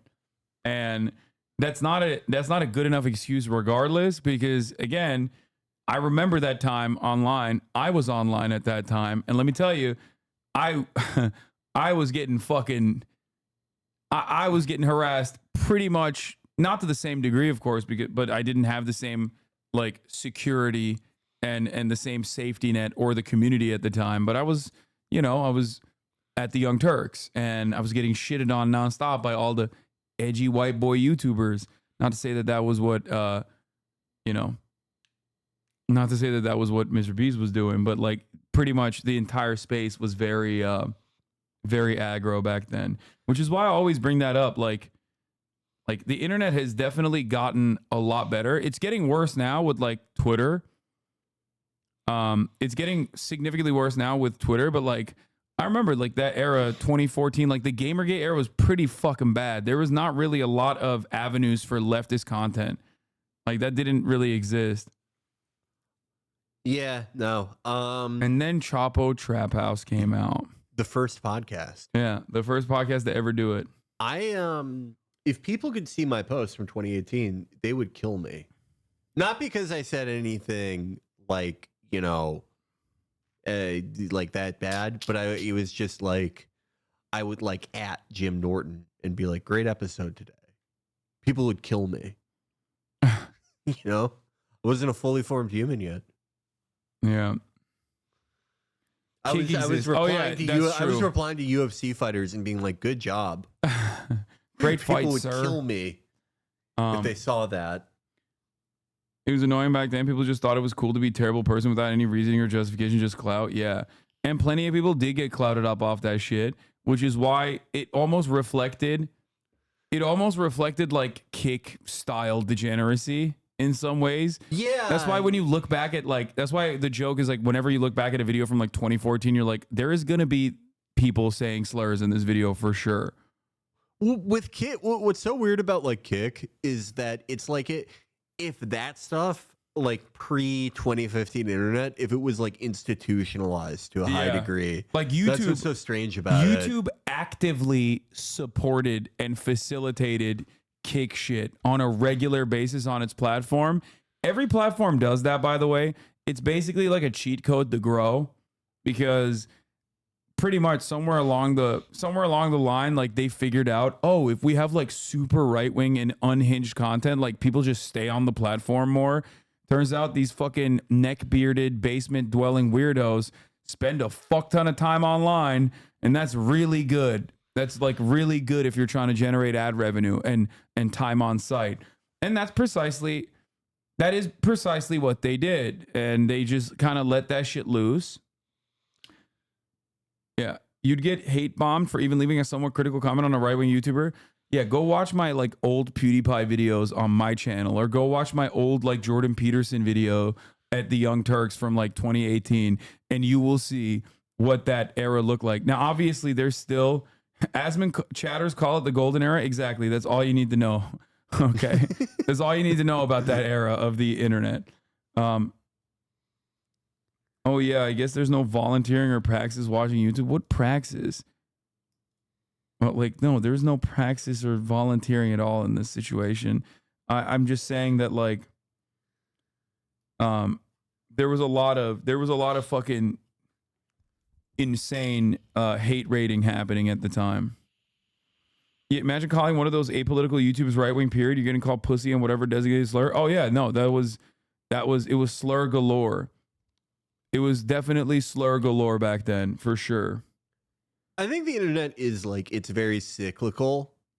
I used to see it in terms of like 3-year patterns, like 2014 through 2017 through 2020 were all like transformative years, right? Where there would be like a sort of uptick of like right wing or whatever, or even just like, you know, like edgy or whatever content. And then like a massive left liberal reaction stage to it. That was sort of like the rule, was that like every 3 years there was a rise and a fall like that. And it's really stopped happening once Biden got in there. That there was sort of like an equal and opposite reaction. Yeah, I mean, there'd be like these waves of moderation that happened. Yeah, I mean, it would only come after like an insane amount of backlash from mainstream media, where they were like, this guy that you prominently display on your website is a white supremacist, race realist, eugenicist. Can you deal with that? What's going on? And then only after that, YouTube would be like, oh, my bad. I guess we should fix that. Oops. I think it's changed because like Twitter was such a part of that like push and pull. Yeah. Where like the reaction to that stuff would kind of like, it would coalesce on Twitter. And now that's not really the case anymore. Yeah, now there is no like different avenue where people, I guess TikTok still operates in that vein. Yeah, I mean, it's just different. Like people age out of things. The younger generations are on like different things. Yeah. A lot of people naturally grew up because they were teens, young 20s, and they are late 20s, 30s now and are completely different people now, and which is good. Yeah, I agree. Yeah. No, I'm a different person than I was a few years ago. I love voting. Would you say that it's an accurate statement to say the far right wingers spend more time than online far left wingers? I mean, there's just a smaller amount of left wingers. I don't know how I could quantify that too. Yeah. You know, there's just less like far left wingers in general than like people who are far right. If we're talking about like political extremes in terms of like what is permissible in American politics, like I don't think there I think that there are significantly more like out and about, extremely right wing, like beyond Fox News, or at least Fox News adjacent and beyond Fox News right wingers. And that dynamic exists. Like the broadest population is still liberal, and that liberal population is like all the way from, you know, social democrats to fucking to you know, Fox News Republican racists, right? But what I'm talking about is like outside of that equation, you have like the white supremacist national socialists, right? And then you have like, I guess, socialists. Yeah. And the socialist number is like way smaller. I'm sure they spend a lot of time online just like the Nazis do, but the Nazi number is far larger than the socialist number, in my opinion, in the Western media, in America especially. I do, yeah. I think there are a lot of people who like, they might even like categorize themselves as far left, but their actual beliefs, what they boil down to, may not actually be that. It's more like left liberal. Who, far left? Yeah, no, I think there are people who like self-identify as far left online who aren't really quite sure what that means. You guys are the most closed-minded people, but claim we should be open-minded. This country's gotten where it is based off the Constitution, which is based off the Bible. Anyone that can't honor that should leave this country and go somewhere that matches your beliefs. Wait, is his name Nomad? Yeah, looks like you like going to other countries, Mr. Nomad. Dude, I want to unban him. He's awesome. I can't believe we banned that guy. That guy's got it. Dude, that's like, I love when someone is like posting like a 45-year-old. Yeah, like that's a not, Facebook that's not even 45. death. That's like 67. Yeah, that's like a guy who read all of Bill O'Reilly's assassination books. You know what I mean? Like shit you can't even find at the fucking airport clearance bin. Like this motherfucker went to Barnes and Noble and purchased the first copy he could get. Yeah, he loves reading like a David McCullough book called like the Dare of America. Come on, man. Oh, that's so sick. He's not even a dad. He's a grandpa. How did he even get in here? I don't know, dude. That's what I mean. It's just like it's wild. Like that's like kind of Twitter too. Now you see like 50-year-old men like interacting with groypers. Yeah. Oh, one of the funniest. I like very rarely check the show's email account, but one time that I did like 5 or 6 years ago, or longer than that, I had written like it was like a movie review that I wrote or something, or like something about a UFC event, and there was a line in there about Reinhard Heydrich's death, and I checked the Chapo email, and there was one like directed towards me, and it was like, "Don't ever speak negatively of Reinhard Heydrich again, you Jew piece of shit." And then at the bottom of it, this is the best part of it to me, was that it said, "Sent from AOL, sent from my iPad." And it was like, oh, that's like a 62-year-old man. That's awesome. Who like loves, like you have to be so into the Third Reich to be like specifically like Reinhard Heydrich. It's my guy. Yeah. What is this? Robert Costa, powerful photo. A hand towards his father's face, the eyes. Put aside politics and everything related for a moment, and viewed simply on a human level, you see two men, father and son, still at each other's side more than half a century since the darkness of December 18th, 1972. Candace Lesson, calm down. I agree, Candace. Oh my God, do I agree? I probably don't like your other beliefs, but I do agree, Candace. Ooh, what does MAGA King Returns? When the palace coup succeeds. Okay. And then Jeffrey Johnson. Every once in a while, step back, strip away all the clutter, and ask yourself what you really believe in and why you believe it. He's Esquire. He's one of the Elon lawyers. Yeah. He said, "I see the Don in his bag, man." This guy. Oh, Can I see his face again? You want to? He's hot. Damn, he's so good for him for being online. I like him. He's so hot. I bet if you went to a barbecue at his house, it would be great. Ever since we saw that Elvira video from like the '96 RNC, I've wanted to be a Republican, but not like a Republican now. Like it seems bad. But a Republican in like 1998, I think it looks so fun. The peak of tort reform. Yeah, just tort reform. You're really mad about malpractice suits. Yeah. You're really into Trent Lott. I think it looked so fun. Yeah. Disqualifying remarks from Mark Kelly, checking for brainworms now. What? Okay, I don't care about that. But yes, I know Jaylen Brown from the Celtics talks about Foucault. I know he has done it before. It's not the first time. Okay, and it won't be the last. That's why that clip. That's Jaylen Brown. Okay.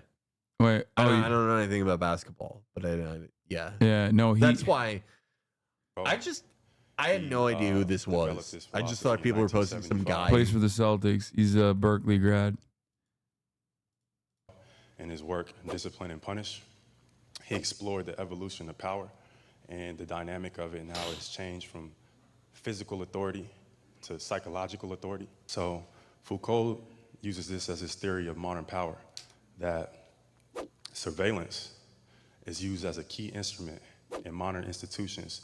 Finals MVP, put some respect on his name. I don't want to think about it. At this point, I want to look at dynamic normalization. So this guy's like a really good basketball player, right? Yeah. That's cool. Yeah. That he's good at basketball. And He's a Muslim too, right? Chatters? Yeah. Even though he took down his other Muslim brother, but applies to today. Kyrie. And how it applies I know to me Kyrie's Muslim. in my lens and my experience as a black athlete through the concept of media training. In my opinion, media and or social media is a form of a panopticon. It's a watchtower. Athletes are taught to act and engage in a certain way through media training. He besmirched Bronny. Bro, he said he's not NBA ready, which is objectively correct. I'm sorry, dude. Have you been watching at least some of the fucking highlights? Like, come on. I love LeBron James, but like let it go, man. Let it go. Okay? I keep saying I'm going to do this, but like the UFC is so like fucking bad now. I think I should get into basketball. But it's just like I don't know where to start, you know? There's no like centralized lore source for me to start from. NBA is great. I don't great. Really... I would love to be into it. I just don't know where to start. Bronny's putting up better stats in the summer league than the number 2 overall pick. He was trashing Bronny around the baddies, man. Okay, that's disrespect. Never mind. I take it back. You can't be doing that. Clearly, he didn't watch the last 2 summer games. Oh, is he popping off now? Was he doing 8 attempts, 2 successful baskets? I might be wrong. Maybe he's popping off now. I don't know.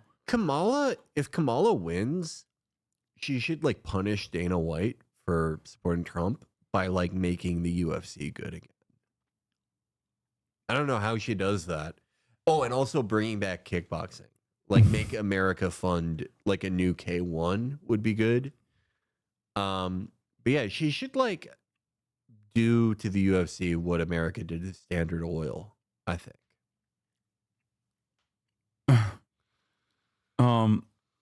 Watch NHL is like UFC on skates. Okay, dude, I feel like it's too much. I like hockey, but it's never gonna make me feel the same thing that like a great fight would. It just, I have been to an NHL game. I really liked it. I think it's a really cool sport. I just, again, where would I even start? Basketball. I went to an NBA game. I went to a Timberwolves game, and very long ago, like 2012, I think even. Kobe was still playing, and I loved it. It was great. Basketball is amazing. I don't know what I'm seeing half the time. You know, I don't understand it enough. I understand the basic rules, but like, didn't Bronny have a vaccine injury? Bro, that's a fucking that's a 22-month subscriber. Yeah, dude. Yeah. Yeah, that's the one. That's the lonely RFK voter.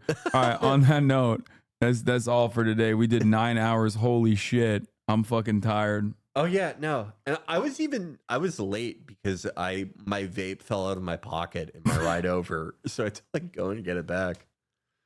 I don't even understand how that worked. But Felix, what do you want to plug? Thank you so much for coming on. My Felix pleasure. Biederman, everybody. My Buyer pleasure. Logic on Twitter. As always, check us out on Patreon. I was on the last episode. /Chapo Hassan is on the last episode. It was recorded here. It's a great one. Chicago show is sold out. Check out our Twitch channel, of course. Twitch.tv/Chapo Trap House. Chapo FYM. And I'll probably see you week after next, everybody. Thank you for having me. All right. We're also going to be at the DNC together. That's right. Okay. Hold on. All right. Let me play the outro music.